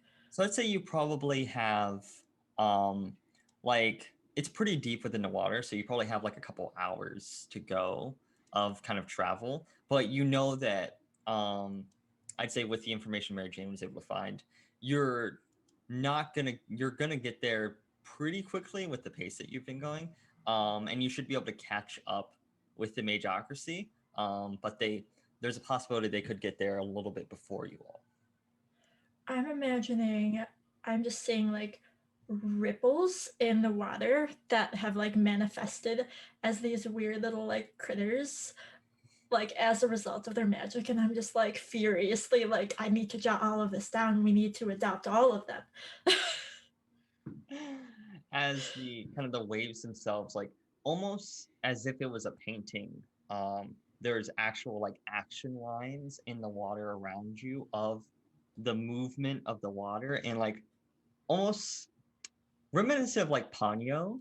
There's like little kind of creatures riding on these waves of kind of action lines, kind of like going around in circles and like Oh, it bubbles to each looks other. like the Starry Night, but in the ocean.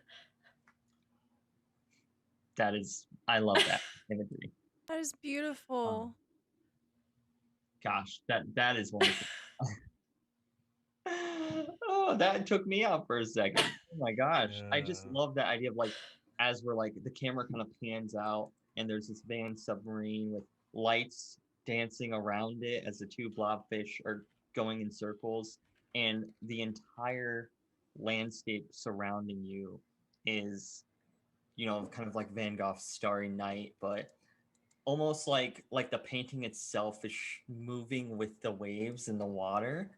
And it's like if you're holding it on a piece of paper and you're making the piece of paper move and shake, like you can kind of see the waves itself moving as if it was painted on the water. Oh, that was so good. That was way too good. Honestly, you know what? That's it. I don't know. Well, you guys have a million aspects. I don't know what the reward is, but honestly, that is beautiful. That is an amazing moment that I would love to see rendered in some artistic form, because that would make me cry. Maybe even to like just kind of enjoy the moment, like, like we were talking in our sessions here, the quiet moments. We're all just kind of like hanging out, just like looking in wonder. Yeah, like we have to hurry up and go. Yeah. But I'm also imagining that Alfie's dispatched the van drones to take like an external picture. So even though we can't see it, the drones have like made this panoramic shot of it, and it's feeding that information to Alfie, and it's actually even making him grease up a little more.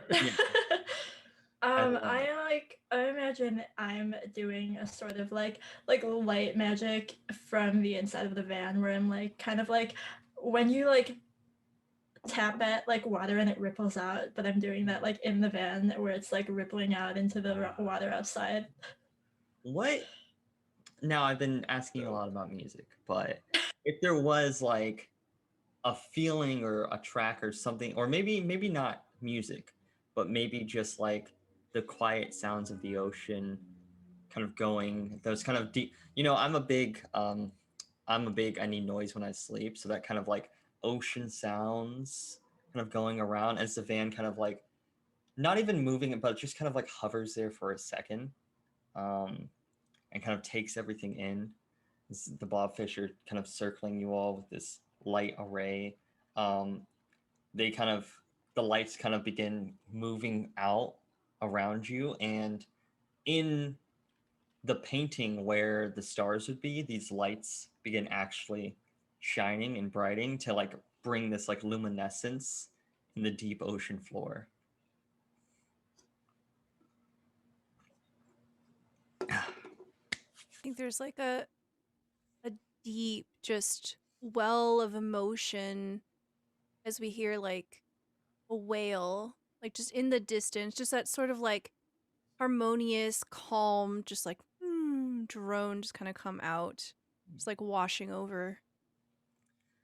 This is why you all do what you do. Magic and life should be together. It should be a beautiful harmony. It should be this painting, this mosaic of feeling and emotion and creativity. It shouldn't be taken and controlled and hidden in a back storage room for somebody with tens of thousands of dollars that they stole from somebody to use for their own gain. It should be living and breathing in the world itself. And so moments like this are just a simple reminder of why you do what you do and what you're fighting it for. I'm emotional now. If someone wanted to do a dance party now, feeling better and not feeling so, not even sad, but just like, I just feel deeply reflective right now. That would be good. But I'm not going to pressure anybody to give money for the Trevor Project, which is a wonderful charity that helps at-risk youth and queer youth and people who deserve our protection and help. So just a reminder. But Alfie. Yes. I have a question for you. What is your first instinct when you see the glint of metal piercing through this water? I think Alfie would actually be a little alarmed because he recognizes that out of this, cascading, horizon, if you will, in the ocean, everything is quote natural, and to see metal outside of himself in the van puts him kind of at an unease. Mm-hmm. You could tell that it's still at a little bit of a distance, but looking over at the coordinates, it does seem to be heading towards that direction. So as Alfie is processing this, and he's synthesizing the photos that the drones have taken and forwarding it to our communicators in the movement to then share with the world, not the location or anything, but the beauty of this is happening, and the Mageocracy is trying to do something with it. Alfie is also going to notify the van and say, alert, there is a perceived threat. Possibly, maybe, I don't know. Metal. Unnatural in water. Possibly. Maybe. Not sure. Need assistance. Please. I love. We're just gonna be silent and just let you keep going. Just let you just. Bloom. Mary Jane. Are you still with the blobs? Mary Jane just starts like fuming. You see her just gripping her knuckles. She says, "Someone's littering. I bet it's the Mageocracy."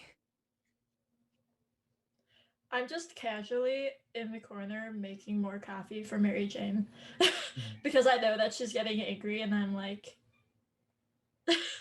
just angry sips. Oh, that's hot. Yeah.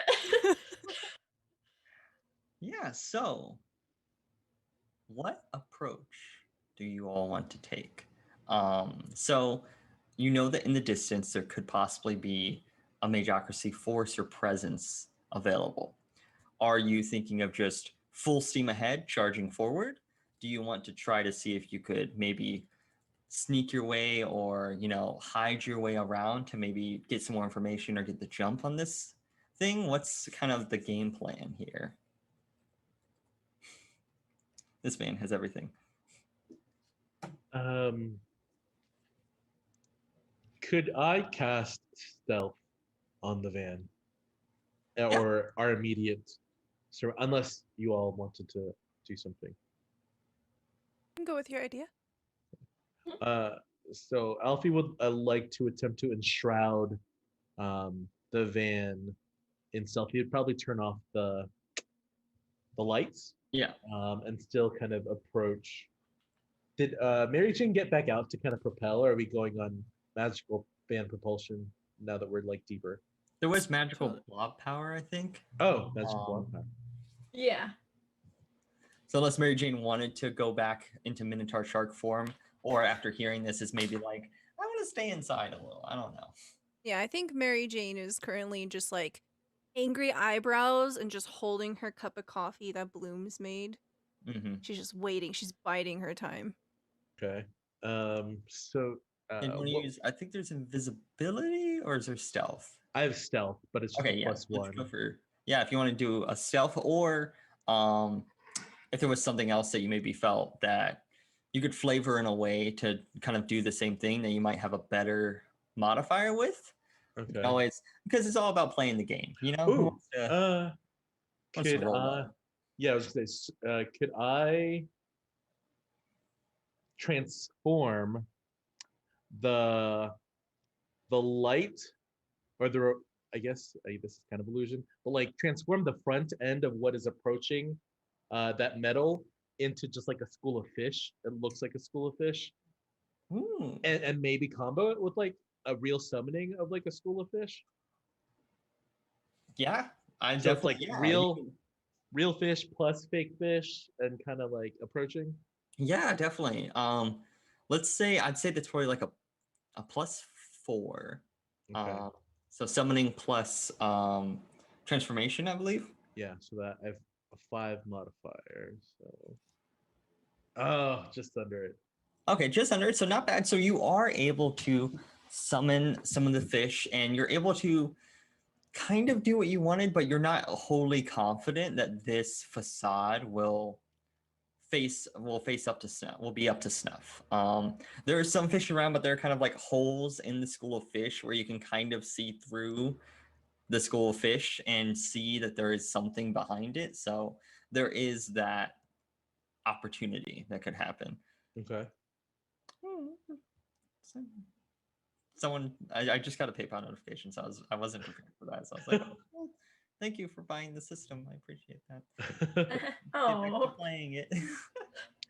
But yeah, if there's any ideas that Bloom or Mary Jane maybe have, um, if you guys want to do so, or we're thinking of the same kind of thing of just like stealthily going over there, or are we kind of more fueled by rage and coffee beans? Definitely both. Mm-hmm. Perfect. Yeah. So I'd say that you can make your way over towards this creature. Do you want to wait until you get a better look at what you're dealing with before you kind of get like you would just want to get within like eyesight of it, just get an idea of what it looks like? Yeah. So as you begin creeping forward, um, headlights off, all you see in the distance, that metal glint is gone now as you don't have any kind of light source as you're trying to sneakily move your way forward. Yes. am I able, because um I'm an artist and I'm like pretty observative. So like am I able to notice anything? Yeah, give me a check. Um, I have to remember. Is there a notice skill? There is. Okay, yeah, 100%. You can give me a notice skill. If there's anything else you want to use in tandem with that to like help you notice better, you could, you could, if you wanted to use like a divination to try to like throw your sight, to a different over there to maybe get a closer look to it. You could also use like a summoning maybe, or a divination and a summoning to like, oh hey, I want to summon like a little creature to go visit that area and to report back to me. There's some different ways if you do want to, or if you just want to do notice, we can also just do notice. Can I do notice investigate? Yeah, definitely. Huh? Oh, you're streaming. That'll be. What's your modifiers for notice and investigation? 2 for both. Okay, cool. Yeah, I'll say it's +3 or higher.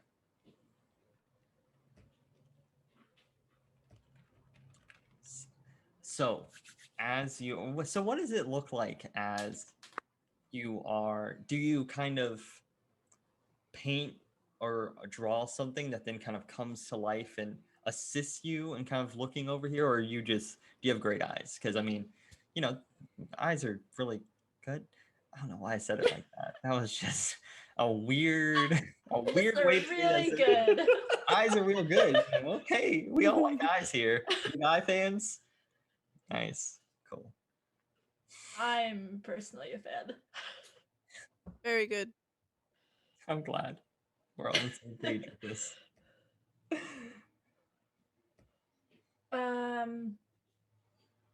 So I don't know if you've ever seen like artists doing like IRL still lifes where they like have their pencil and they kind of like hold it up to like measure. And I'm kind of doing that, but like looking for trouble. Oh yeah. Oh, I like the idea of, so as you're doing it, you're seeing kind of, what part of this creature, but almost like magically, like in a sketchy rough draft form, the rest of what becomes viewable in your eyesight. Yeah. Like it's like you're pointing it out and focusing your magic on that, and a rough sketch of what is over there is kind of appearing to you. Oh, it's like a sketchy form and then watercolor wash over it. Yeah. So what you see though is a giant metal creature that has kind of an antenna, and that seems to be there seems to be like a bulb or something on the end of it, but you can't exactly tell like what it's supposed to be. There are two large eyes that you can tell are like headlights that are scanning around the area, and it seems to have a giant kind of open toothy mouth. It looks like an anglerfish. I was gonna say, is it an anglerfish? The giant metal anglerfish. Ooh. Or hold on, as my notes called it, Nightmare Techno Magic Anglerbot. Nightmare. I like that name better. Yeah. Well, I guess now I don't have to use the stunt.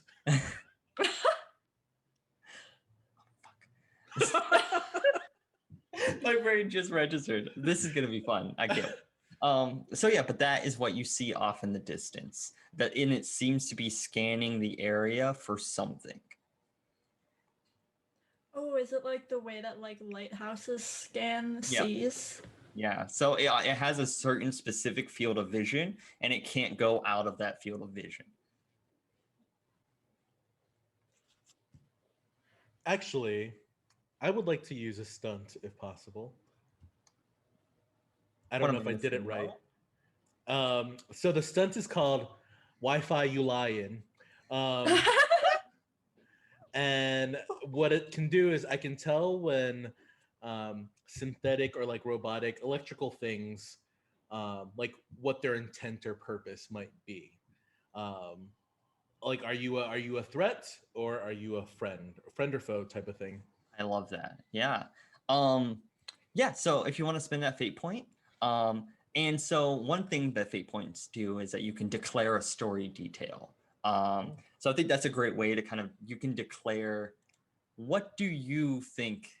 Like you can declare kind of a story detail of, where is this anglerfish, is this kind of creature, where in the right location for what it's looking for, or does it seem like it's lost, or maybe there's like a malfunction in it, or kind of something that you can, an aspect maybe that you guys can invoke or use against it. Okay. So I'm just kind of processing and telling the van what I'm perceiving, and I'm saying, and relaying kind of also what Bloom is perceiving, and we'll say, my sensors detect anomaly, possibly misaligned.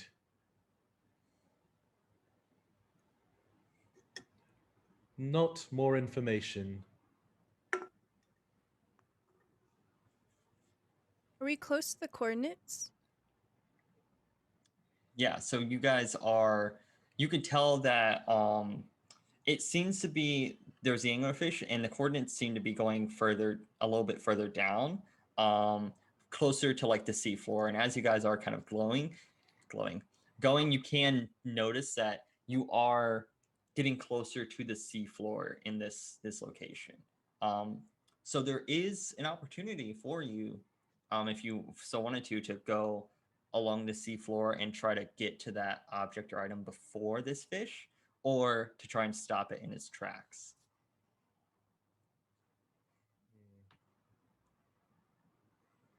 And actually, Mary Jane, give me your aspects one more time. Okay. My aspects is small, angy ex-intern that was chewed up by the system. Deep thoughts is hashtag running away from all my problems. Wholesome vibes is constantly seeking validation. Tell me my anger is justified. I'm obsessed about coffee and I'm an animal lover. I want to compel one of those aspects. Okay. I want to compel your high concept of being kind of washed out from the Mageocracy and kind of spit out and chewed out. If you accept the compel, you get a fate point. However, your first instinct is to go headlong towards this creature. You want to take all your anger and unleash it on this monstrosity, on this kind of, perfect encapsulation of everything the Mageocracy is. So if you want, you can accept the compel and kind of move that direction, or if you don't want to, you don't have to accept it. And you guys can kind of figure out your own plan. But Mary Jane is 100% an impulsive person, so I'm going to accept it.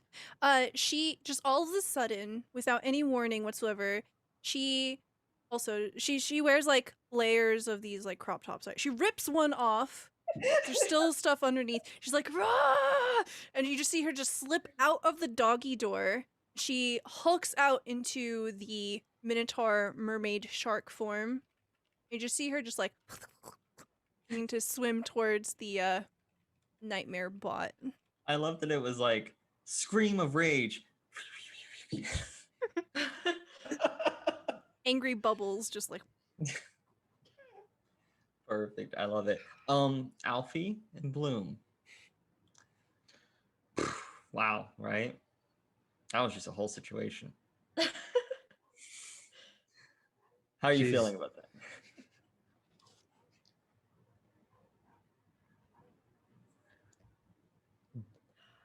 Bloom. Well, like, so my wholesome vibes is that I want to I want to feel included, so I want to help. Oh, I want to contribute.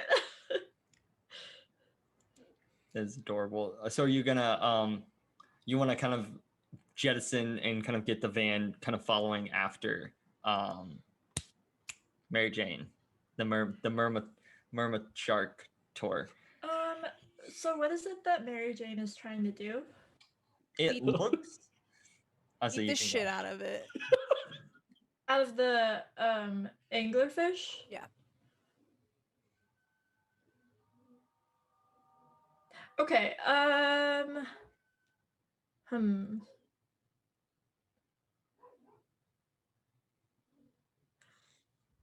wonder if I could like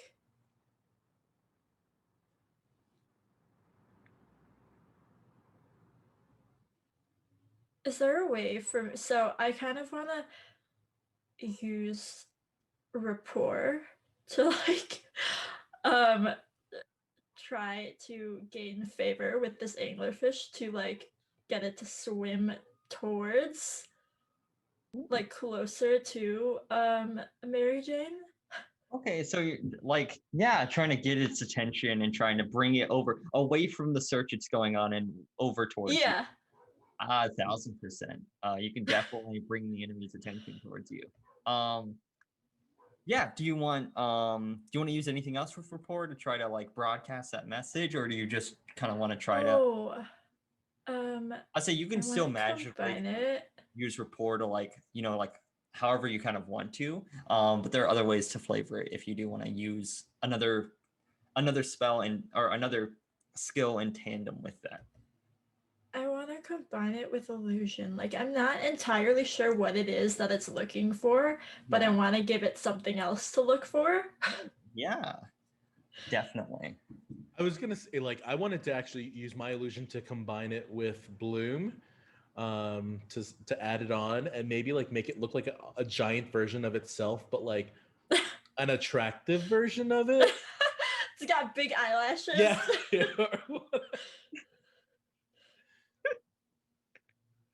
Got lipstick.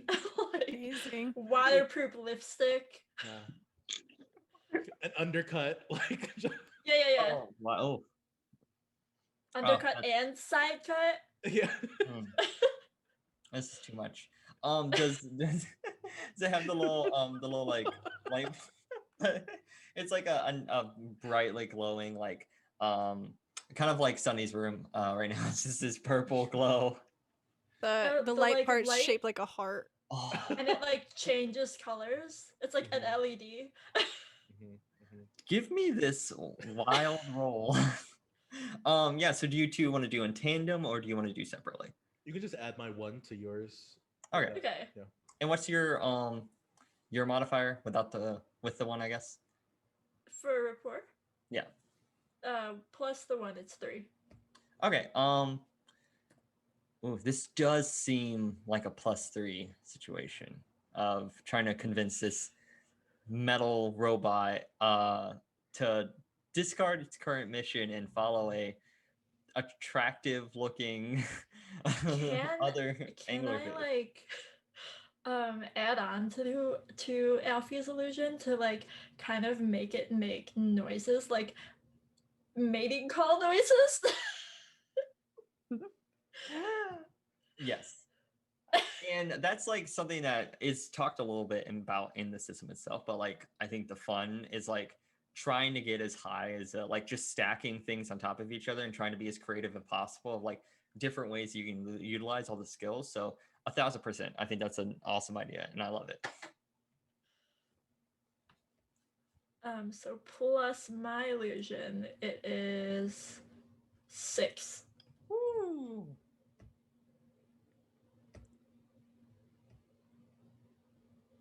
Wow. I said 3, so that is just Yeah. on the mark. With a +6. Everyone can't see this, but we rolled -0. That is some astronomical luck, but still managed to make this wild illusion work out in your favor. How I will pass this off to you all if you want to describe how does this anglerfish, this illusionary anglerfish, coax the nightmare bot, which is just ironic name at this point now, creature over to it. So I'm imagining its metal is like oil slick, like that sort of like holographic, like really, really like attention grabbing. It's a rare Pokemon card. Yeah. It's a special Charizard. Yeah. So as this creature kind of begins moving forward, Mary Jane, you were furiously kind of swimming, and it's almost like kind of this funny, like almost shooting off like a rocket, and then just slowly like passing you as if it doesn't even notice you. Is the rope? You're just like like shooting by. What is your reaction as you kind of take in the scene of like this hulking creature seemingly now unaware and distracted by this other anglerfish that has appeared? I think Mary Jane will kind of like slow down and stop. She's looking at this new contender. And I think she's reevaluating, can we adopt this? And I think that's just enough of like just a pause that she's just like, breaking course. Yeah. Perfect. So as you two coax this creature over to you, are you going to try to then kind of move around it and kind of move past it over to Mary Jane, or are you hanging out where you are? Because it seemingly is like fully distracted now. So Alfie, as it's approaching, I would like to turn on the like external speakers of the van and play like I guess a siren's call of some sort. Do do do do do do. Yep. Something like that's fun, but also a little sexy, to like allure it maybe to its death. I don't know. We'll wait for Mary Jane's stance. Deciding. And as that's happening, like try to like communicate with Mary Jane and be like, "Are we engaging?" Mary Jane just starts dancing. That sounds about right. Yep. In the water. Yep, in the water as a minotaur mermaid shark. It's just Yep. the end of Little Mermaid. Just, a lot of fins moving. Mm. She doesn't seem sure whether to go forward or not. Up to you. Alfie, again, I guess if we had like internal headphones or earpieces to try to communicate. I'm imagining magic that you all are able to talk to. Magic. Magic. Do we want to adopt or destroy this one? When you put it like that, There are two Black and white. choices. Black and white. Only Adopt or two destroy. choices. I just pop out from the back seat. I'm just like, maybe leave it be. At this point, if possible, I would like to use my stunt, Machine Overlord, and use my ability to take command of electronics or technomancy Oh. to push out a magical command to this thing to say, "We are friends," or "non-threat," or something along those lines. Yeah. Did you put like did you just do a plus or anything, or is it more of like a spend a fate point and story detail type situation you're You thinking may of? buy. Yeah, story detail, yes. Yeah, so yeah, we can spend that fate point, and so as you kind of push this message out, as this creature has already been distracted by your wonderfully realistic illusion, you feel like in ones and zeros, like a response from this creature, that basically dictates, off course, need to realign, need to move back to mission statement. So it seems that even though this illusion is very strong, there's a possibility that it hasn't yet, and you're not sure when it might happen, but it could veer back on its proper course. But it doesn't see you as a threat. It just sees you as an ally, and it's communicating to you that like, oh, I'm off course. I need to get back onto the mission objective. I relay that I- all to the group, yeah. Want to try to do a thing. It's my favorite thing to do. So it has like realized it's gotten distracted. Yeah. Um, But it doesn't realize that anyone has distracted. It just thinks that it chose to get distracted. Like it was just like, oh, I got distracted by myself. I need to. It doesn't think that anyone like created a distraction, if that makes sense. okay. So I kind of want to I want to like maintain the illusion, but not the physical illusion. So what I want to do is sort of transform the anglerfish we had made into a sort of like holding unit for that anglerfish, but retain the like illusion that it's seeing. Like it's not seeing any of that happen. Yeah, so you essentially want to transform the anglerfish into like a holding, orb or cell or something, but have an Yeah. illusion covering it of it still being the anglerfish. It's very clever, very smart. Yeah, I'll say that is, since you did work so hard to make that illusion as realistic as possible, I'd say to redo that'd probably be like a +4 or higher. Okay, so I'm combining my illusion and my transformation. Yeah.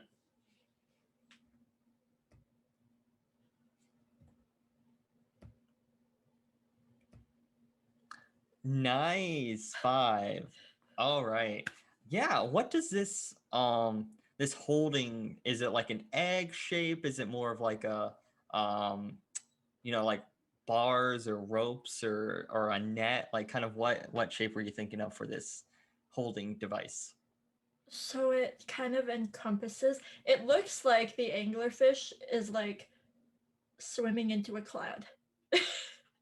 Just a big fluffy pastel cloud. Yeah. I would say that this, with everything that's happened, I'd say it probably enraptures this metal creature without its knowledge, like knowing,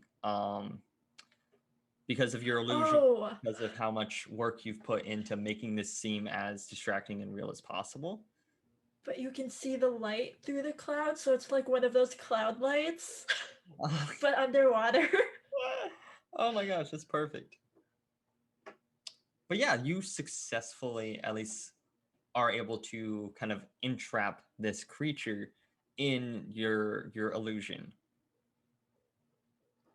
So do you all like head over to meet up with Mary Jane, who's Yeah, just probably. dancing to this siren's call?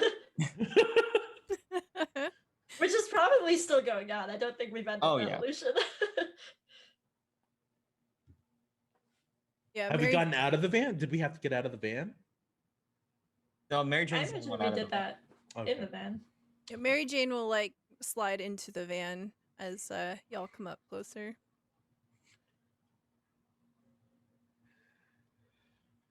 Are we good then? I think that we should make our way past. Let's go. Yeah, so you all head towards that blip on your kind of radar on your map. Um, so you continue forward, leaving this giant, scary creature in In a cloud. the Which most. the cloud is like colored the way that clouds are colored when the sun is setting. Oh, why do you have to make it so pretty? I can't even be upset about it. That's just beautiful. But that's like classic, like dungeon master, game master feelings of like, I created a combat encounter. Oh, the players were super smart and interesting and cool, and they just went around it, which is actually awesome because like that's my favorite thing about the game anyway, is like doing creative things like this. So this is so cool. It's such a cool way to get around it. I think it captures the spirit of the game. Oh. Yeah. It captured something. And it literally captured something. Awesome. So you all begin descending to the floor of the ocean, kind of Do where we this. still have the blobfish like swimming Oh, around us? yeah, I think 1,000%. Yeah, they're you gave this blobfish lifelong happiness and love. I think Barry, the blobfish. I did not have that name in my notes, but it just happened. Is very excited to be friends. You just hear a lot of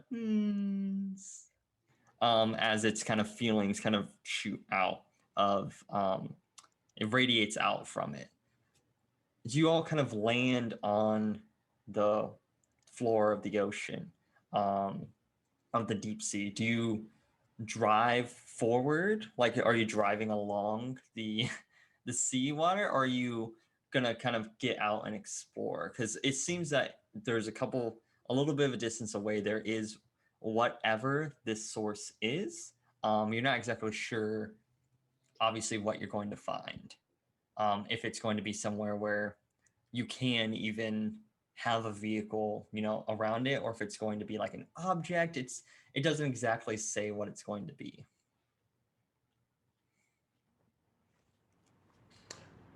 Alfie's going to suggest perhaps we might go out on foot, or Finn, is it?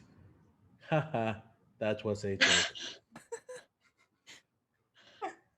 Mary Jane is just like she just like slaps her side. She's just like laughing. Yeah, Bloom is like genuinely just like, I think that's your best one yet. Alfie turns so that no one can seize him, and he's like, yes, I am good, robot. Oh. So how do Alfie and Bloom deal with the? I mean, I guess you could, if you wanted to, just like take some of the air pocket and kind of mold it around your, like you could just kind of like as you're walking out, just like a bubble or like kind of keep it like molded around you as you walk past. Or if you do want to do something else to kind of, you could match like the kind of mermaid aesthetic or do something a little bit different. It's kind of the ball as always. It's in your court. Bloom. Um. Hmm. I. I'm. I kind of want to turn into a painted turtle, but I'm not sure if they swim underwater. Magic. Yeah. That's I true. could magically swim underwater. We have a minotaur shark mermaid. That's true. So I become a painted turtle Very with cute. like a watercolory like back, What's that where it book? kind of Where's looks that like children's book? an. Where it's like the, oh, maybe I was thinking the rainbow fish. That one where Yeah. it's like, yeah. I was thinking that, but like a My turtle. my back looks like an impressionistic painting. That is the second time we've said the word impressionist in this stream. We Who love knew? art. Art for the win. Right? Alfie is already wearing a scuba suit, so he Yeah, that's probably true. he like probably just plops out in the scuba suit. He's probably he navigates by like little propulsion things in his like Oh, feet yeah. area. But he also turned just his head instead of having like a diver's helmet or anything. It looks like a fish because again he doesn't fully get the concept. So he's like, "I am ready." I love it. For a second, I forgot that Alfie had like transformed himself into like Yeah. a beach dude at the start of it, and I didn't even think to ask if Alfie. I assumed that Alfie had probably made it go away. No, But he was still he's still. still he had the tube on and Poop, everything. yep. Alfie's like, I went through the effort of making this. You have like little flippers. He he has the flippers, but he's not even like flipping. He's still they're just on, but he's being propelled by his like propulsion jets. They're Is just Alfie there. just like is Alfie just standing in the water? Yeah, he's just floating. Yeah. Yeah. Love it. Oh my gosh, that's wonderful. Yeah, so you all journey together towards this beacon on this, I'm assuming kind of map or a radar, or I'm assuming Alfie maybe has the coordinates kind of on something that everyone can see and visualize. As you begin moving forward, the blobfish kind of following around you, creating a ring of light, encircling the three of you. You see what looks to be like an old house sunken on the bottom of the sea floor. The roofing is torn apart. There's like shingles kind of floating around. You see like the windows are kind of broken in and the doors barely hanging on the hinges. Yeah, it looks, it's in here. There's nothing else around it. There's no like landmass or anything that looks, it looks literally like the house was just ripped and had landed on the seafloor on its own. There's not even like what looks to be like flooring or anything. The like completely bottom part of it is just tossed, is just completely like torn out, and it's just sitting on the seafloor in the middle of this wide open space. And you can see that the radar, the blip, is in that house. Could we detect if there's any living beings inside or anything organic? Yeah, definitely. That could be notice, or it could be empathy if you were trying to like reach out your emotion to detect like the emotional state of any creatures around you, or like divination as well, or investigation. Okay. So many skills can be used for so many different situations. I think we found transformation as a great use for every situation. That's fair. Could I transform my drones, the drones, into like, I don't know, little like squid or octopi that like go into the thing. And from what I've read, octopi can stealth. So like naturally. That sounds right to me. I'm not a marine biologist, but that sounds wonderful. Any marine bios out there? Let us Yeah, know. any Jotaro Kujos out there? Study marine biology. Yeah, let's, honestly, those are your drones. You're only kind of changing their general shape and form. You're not actually, I'd say no role required. Okay. You can kind of do that and send them out on their way. And I'm assuming that even though you have kind of magically transformed them, they still kind of have they still have a way to communicate with you because they are touched by your magic. So yeah, they I'm assuming that's a sound that octopi make. Yeah. Again, I dropped out of college. I don't know. Yeah, so they kind of float in there and you see them kind of going through the broken glass, the windows, and going through the front door. From the information that you've gathered, it seems to be a ransacked house. It seems like it looks like it was at once point lived in. There's kind of like couching and tabling and furniture, but it's all kind of destroyed and mangled. Very small, only one floor. Seems to be like a living room, a bedroom, and a kitchen area with a kind of a small bathroom connected. There are no living creatures inside. There are no organic beings. I'll say organic beings anywhere. No living or dead. Nothing. Okay. Yeah. My Nothing, brain was like, no- are there undead creatures? No, that's for the sequel. Okay. I would just report that back to the group. Octo babies do not detect anything.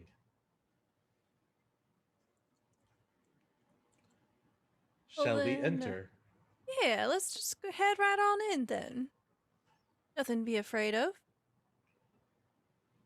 I'm actually curious. Yeah. And I kind of want to use a stunt for this. Ooh. Because I would like to know how this house got here, how this happened, what the origins of it are. So my stunt is called Art Imitates Life, and what I have as a description for it is that I create and animate like a piece of art, like an image on a surface, and it can show you a recreation of what happened. So the like image becomes animated. Yeah. That is incredibly cool, and I love it, and it's so awesome. Okay. I feel like this should work in tandem with the actual reveal. Okay. So as you begin you said you kind of begin sketching, and I like to imagine that like maybe like pages turning, like how in movies like it'll do that that old animation technique where the page, like a yeah, flip book. and then the camera kind of goes into that image and it kind of becomes a story. Yeah. You see this house, a very small, humble home on a cliffside overlooking, well, not on a cliffside, on kind of a coast overlooking the sea. You see that there is a man who kind of tends to the waters around. He seems to be like a local fisherman, just kind of taking care and going off and sailing for months and years at a time and always coming back to his home and living a simple and quiet life. And one day on the stormy seas, the ship wrecks and he's floating in the water on a board. And there's something moving him back to shore. And he's confused and he doesn't know how he was able to get back to his home. And so he sails out again. And something happens and a shark attacks and he's fighting off and he sees an image flash through his vision of a man. stops it, gets the fish away, moves it away, and before he kind of passes out, kind of holds him on the ship and kind of tends to his wounds. And he wakes up again, back in his house. And he goes out again and again and again. And we find, and one day, he finally finds this individual in the waters. And they're a merman, kind of dark, shaggy, like black hair, beautiful, like kind of purple tinted scales and fins. And they begin talking.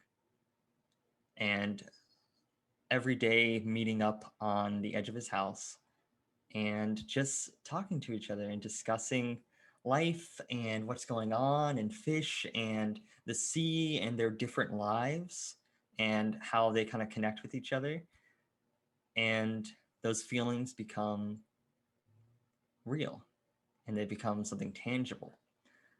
And one day, something happens. It's hard to tell, but there is some magical disturbance, some giant vortex that crashes into this coastline and swoops the house up and drops it in the ocean. And your vision kind of narrows down to a drawer in the house that has a note in a stoppered bottle. And it's sitting in there, and that seems to be what is the magic is coming from, is this bottled note that's stuck in this drawer that's still in the house. You don't see kind of what becomes of the man or becomes of the merman, but you do see that something. And actually, are you describing this kind of to the group? I'm imagining. Or is it more something like, that everyone sees? Yeah, I'm imagining they're like looking over my shoulder. Yeah. Alfie and Mary Jane, you all can make lore checks if you want. To know if you kind of if this magical vortex kind of sounds like anything you've heard.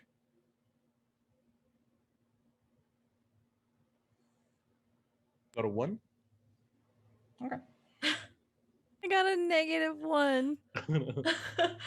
Alfie, Can I also make a lore check? yeah, I think so. Yeah, I'd say it's like a 3. Can I combine that with investigate? I think with having this information and having a clear picture, you can 1,000% combine those skills. Especially since your magic kind of created this landscape and exactly. Perfect. So you've heard that there was a time, it was years and years and years ago, where there was a giant magical disturbance when the Mageocracy was trying to create, in the early days of like technomancy, they were trying to create a magical kind of an elemental shift and kind of their own natural disaster essentially. And it kind of went haywire and went across the like it kind of popped up in multiple different areas and wrecked and ruined a lot of people's lives, because they thought that they could recreate magic and do it in their own way and do it in a way that they could control, and it did not go that way. And so from the information you're imagining, you're garnering that this was when the Mageocracy did that experiment, that this was one of the locations that one of these vortexes appeared, and it just so happened to kind of wipe out this individual's house.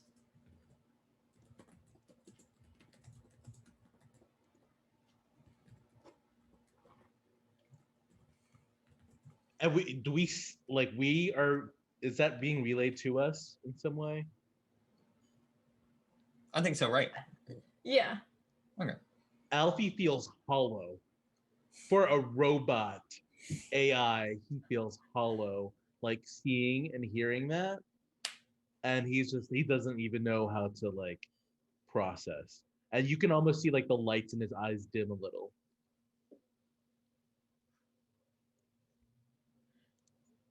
Mary Jane, upon seeing that, she just starts like huffing. She'll like stand in front of Alfie. We've got to get mad. The Mageocracy. She gets so mad her accent changes. The Mageocracy is responsible for all these terrible things. Alfie, I want you to get mad. You want me to process anger. Yeah. Like this. And she like just like rips off another shirt. She has another shirt underneath. It's like I go up to Alfie's face and I like take like a dry erase marker and I draw angry eyebrows. Yeah. But Alfie, on the transformed human guy that you saw, Yeah. I was like regular eyebrows and then Yeah. Alfie goes, I will attempt. And Alfie rips off the top end of his like chest armor, and you just see exposed circuits. Does this suffice? uh, hmm. If, Do not worry, I am waterproof. I was gonna say it's most likely waterproof.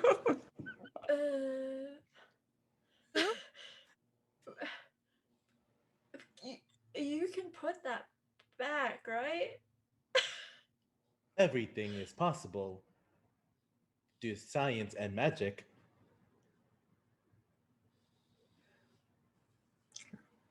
What else might I remove for you? you can put that back on if you like. We should investigate the house. You saw that drawer? Yes. Yeah, and you did know that like it seems that whatever is in that stoppered bottle is the magical energy that is affecting the entire ocean. So do you all decide to go towards the house? Yeah. Okay. Yeah. Kind of going inside. Sorry, I just realized I'm still a payment turtle. I You was are a payment turtle the entire time. emotional that's the great thing about playing games. I've been a payment turtle that entire time. Oh my gosh, I watched Pixar's Luca as a painted turtle. I can only assume that movie's about gay mermaids. I don't know, but that's what my mind. I can somehow grasp like pencils and stuff as a painted turtle. Amazing. It all works out. Oh. Oh. Oh. I don't know what I'm doing here.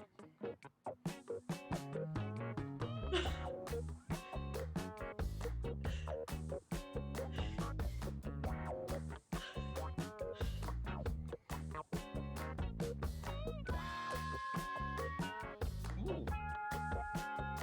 It's so like smooth. Yeah. It's the Wow Wows. They really Yeah, we love it. all together. Is this a siren song? Yes. Yes. Oh, just groovy bass. So yeah, as you go into this humble abode, it is fairly small. You all are able to kind of fit into it, but it doesn't seem like more than you all could probably comfortably hang out in here. I'm a painted turtle. Well, true. Actually, sizing wise, you have plenty of room. You have a painted turtle. Maybe Minotaur mermaid shark might take up more space though. So it's a balancing act, you know.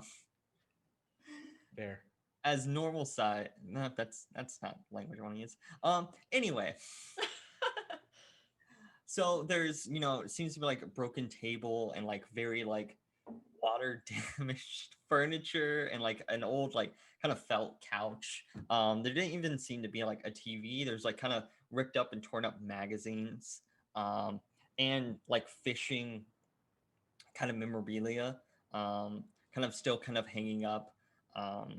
And the kitchen's just kind of got like plates like floating in the kind of sink. that are still there, but no sign of like any, like it hasn't been lived in quite a long time. Do you want to go towards, because you can see the desk drawer and there's like a little ray of light kind of peeking out from it, where that stoppered bottle is.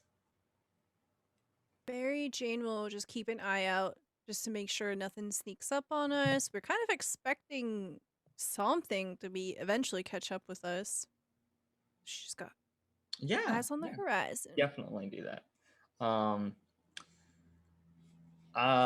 Yeah. Does anyone want to investigate more, check out the note, or I want to swim towards the drawer or like the desk area. yeah.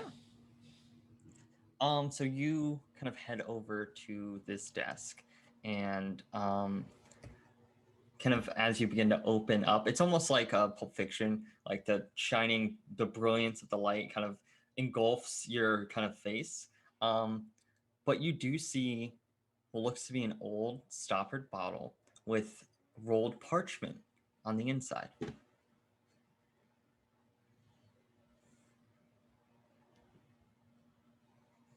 Well, would someone like to pull it out? You think that's a good idea? This is the source of all of this. Do we want to be doing this here? That I'm is just a good question. imagining I've like grabbed it with my little turtle mouth. Yeah. I just have it in my mouth. And it doesn't seem to be interacting or affecting any of you guys. You do sense pure raw magic emanating from this bottle. It is something powerful, but it's not dangerous, if that makes sense. You can feel that it is resonating with magic and will and life, but it's not something that feels like it would hurt anybody. It's more of just a thing. Let's open it. Want to open it? Engage. I swim over to Mary Jane and I like hold it like so that she can like pull the stopper out. Yeah. Yeah, there's like this meaty minotaur hand just grabs it. As you kind of, there's a small kind of slightly tattered piece of parchment in there. You want to take it out and unfurl it? Before that happens, I'm going to cast an air bubble to make sure it's dry. Yeah, I was gonna say. Okay, yeah. Yeah, you can do that. That's not, there's no roll needed for that. You're able to do it for a van. I think you can do it for a small, that kind of area, 100%. Your elementals, like a what, +2 or 3? 2? Yeah, you got that.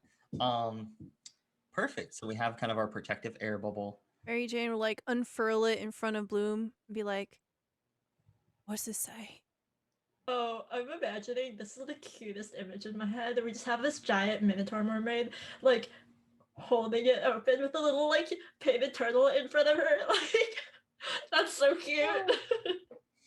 Yeah, so it reads. It's in very faint, kind of scratchy handwriting.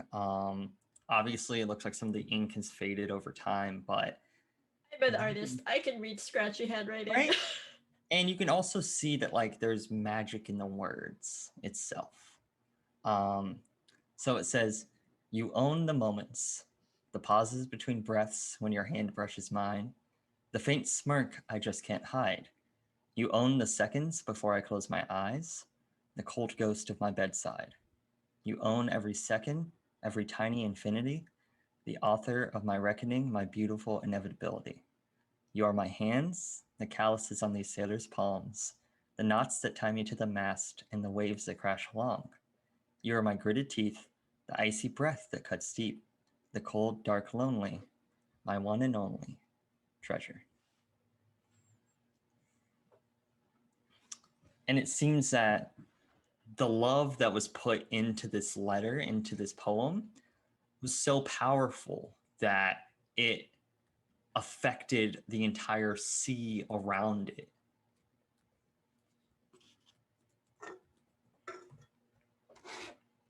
Wow.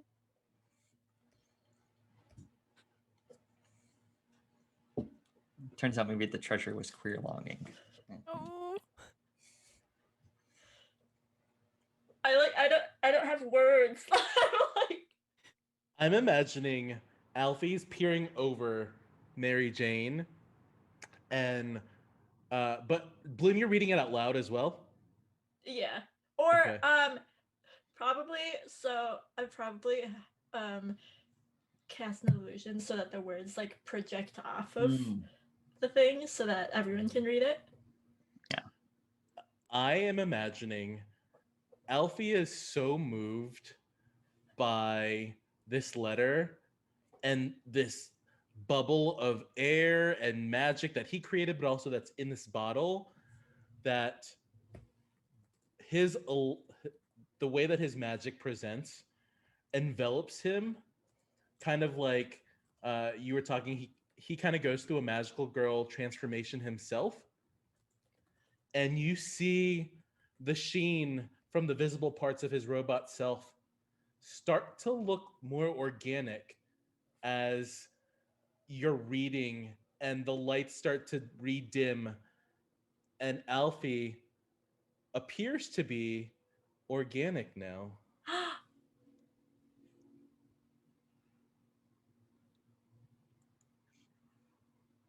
Is this feeling what is wrong with my voice? I am Mary Jane Bloom. What has happened to me?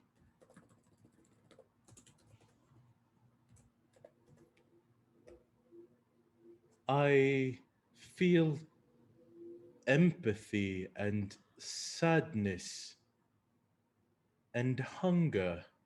Oh. What is this? Alfie, all of that, it's love. That's what you feel right now. I am not familiar. Well, that is a lie. I did not know love until I came to this van. And you all helped grow it. I like swim over to Alfie's face and like turtle hug his face. Just There we go. Sorry, I'm crying a little bit over here. It's all good now. That was beautiful. That was a beautiful moment. Yeah, if we want to just sit with that for a minute. Not to always ask, but as this kind of somber, emotional kind of moment is happening, you can feel that magic kind of resonating and deserves to be protected, cherished. There are ways to which you all could disguise or hide this to make sure that nobody ever finds it again, or to even possibly make sure it finds its way to whoever it was meant for.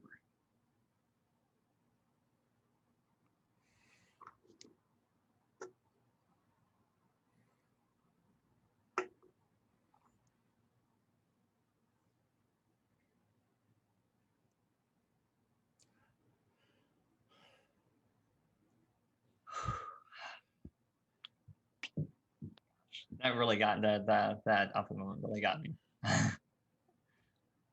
Yeah, I know it's a little bit of a hard choice, obviously, of what to do. But I think the main goal would obviously be to make sure that the Mageocracy doesn't find this again or doesn't try to go after it again. And so there is, through usage of summoning or divination or even empathy, being able to send this message out and have it find its way to whoever needs to go to. I also saw Mary Jane over there with a light bulb moment, so I'm gonna pass it over to you. Alright, what if combine our magic with our blobfish friend? We just send it all out. This sort of magic. We shouldn't hide this. This is someone that everyone should feel. I agree. I feel that this is necessary for everyone. What do you think, Bloom?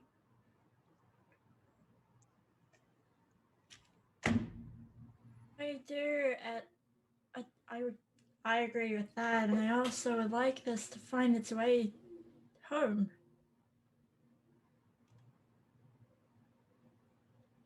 How do you all send this back home?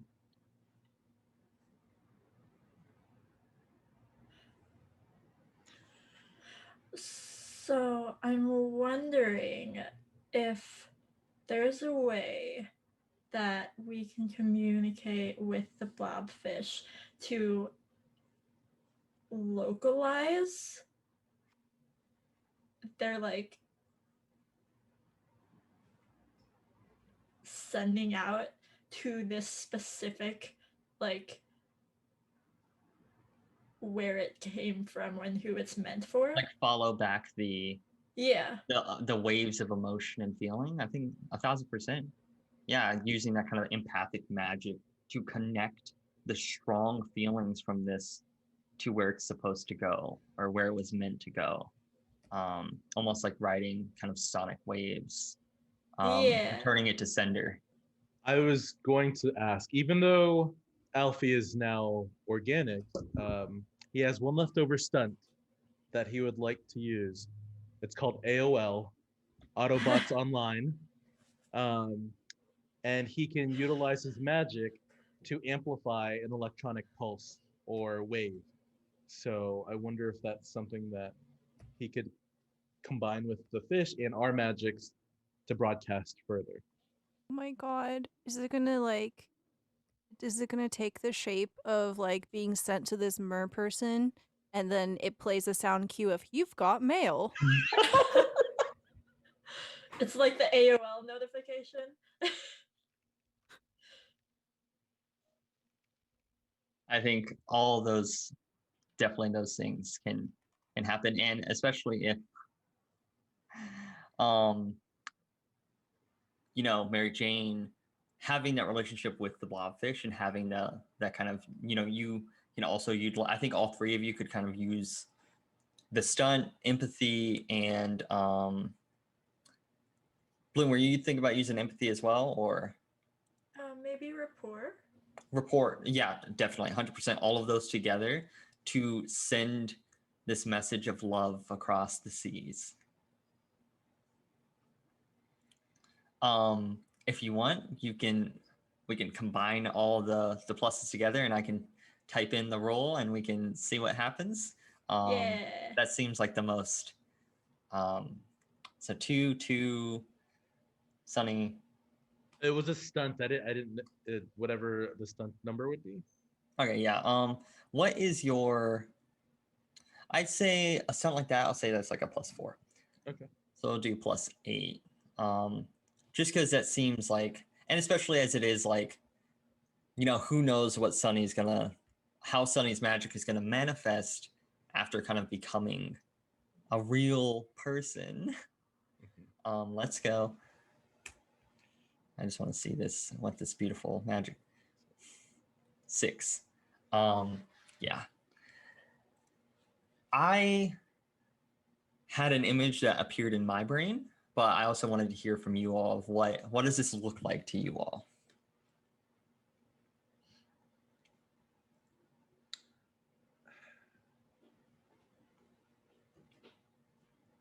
I'm a little old, so in my head, it's when like the Planeteers from Captain Planet like combine Oh, yeah. their like rings or whatever, and their powers combine, and it kind of like it looks like all of their powers like melding and merging, and it's like sends out a pulse, or I don't know.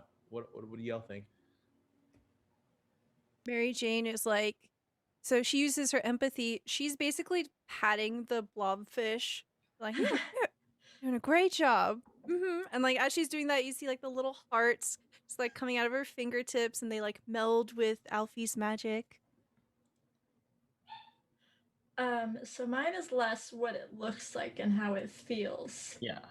So it feels like coming in after a long, like, cold, frigid winter to like a warm, cozy, firelit, like little like cozy corner with your blankets and like warmth and like love and like a hot chocolate made fresh for you waiting for you inside.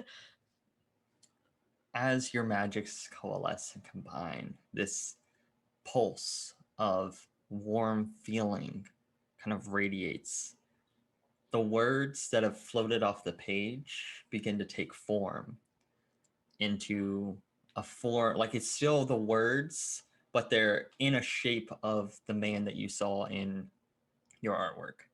And the individual gets dragged by this pulse and is flying off as the words themselves are speeding off through the ocean floor and the sea floor towards their destination.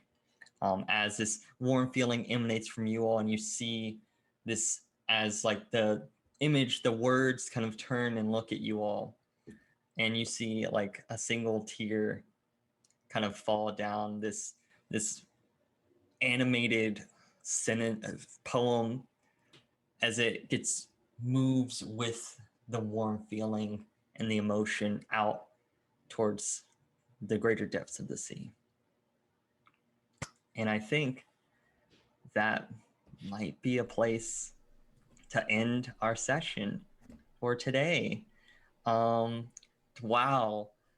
Thank you all so much. I think to get us back on some excited and groovy vibes, I think we have one more dance party. That we do.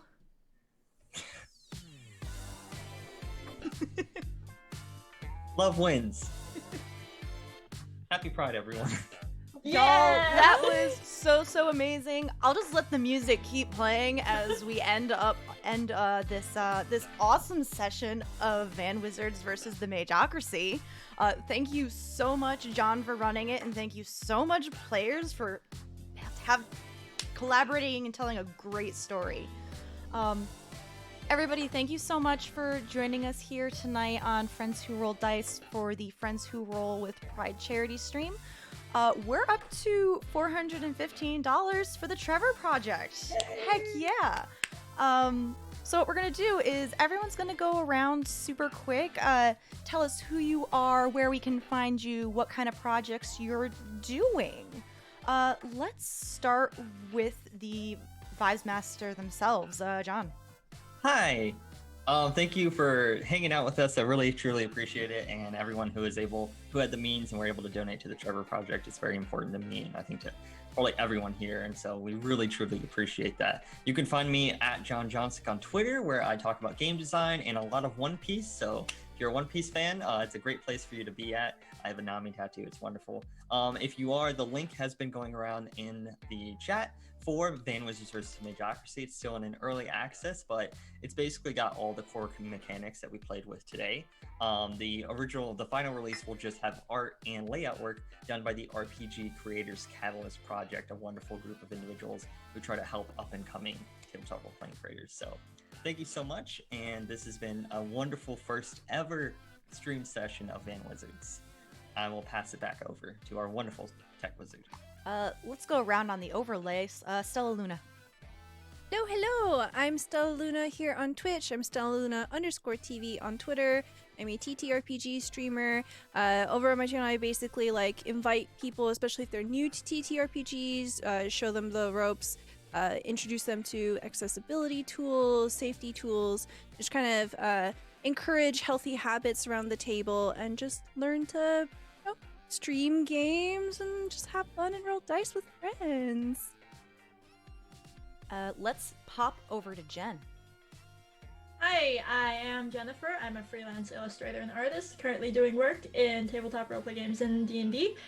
You can find me every Thursday on the Geekly Inc. channel playing a Ram of the Frostmaiden campaign, every Wednesday on Void Cat Gaming's channel playing a Star Trek Adventures campaign, and every other Thursday on Scrib the Bard's channel playing a homebrew campaign. And last but not least, Sonny. Hey everyone, my name is Sonny. You can find me on Twitter at SonnyMens as well as Twitch. I've currently taken a small break from personal streaming on Twitch. However, because I keep hanging out with really cool streamers, I'm getting that itch again. I do stream in a group on Wednesdays. It's called Crit Force 1, CRITFORCE 1, where it's a homebrew campaign. But yeah, would love to drop in on more one-shots and adventure modules, etc. I love TTRPGs and RPGs in general. So if you liked what I did or what any of these folks did, follow us. I met them like 48 hours ago, and they're fantastic. They're amazing. So thanks for being here, y'all. Thank you so much, everyone that donated. And thank you, John, for running this for us Yes. and making it John. such a amazing game. Thank you for getting to show my game off in the greatest light I've seen it. I didn't think I was gonna cry today, but It was amazing. So once again, thank you on behalf of everyone over here at Friends Who Roll Dice for once again raising money for the Trevor Project. We have one more game coming up for part of the Roll with Pride games, which is going to be Wednesday the 23rd on this channel at 8 p.m. Eastern Standard Time, and it'll be a game of Mall Goths versus Visigoths. Keep an eye on the socials and keep an eye out on who's going to be in that. In the meantime, as we end this lovely Friday night, we're going to go raid Rule of Lore, a friend of the channel. So everyone have a nice Friday night and have a absolutely wonderful weekend, and we will see you soon. Bye! Don't forget to follow this channel too. Yes. Bye, everyone. Bye. hey. Bye.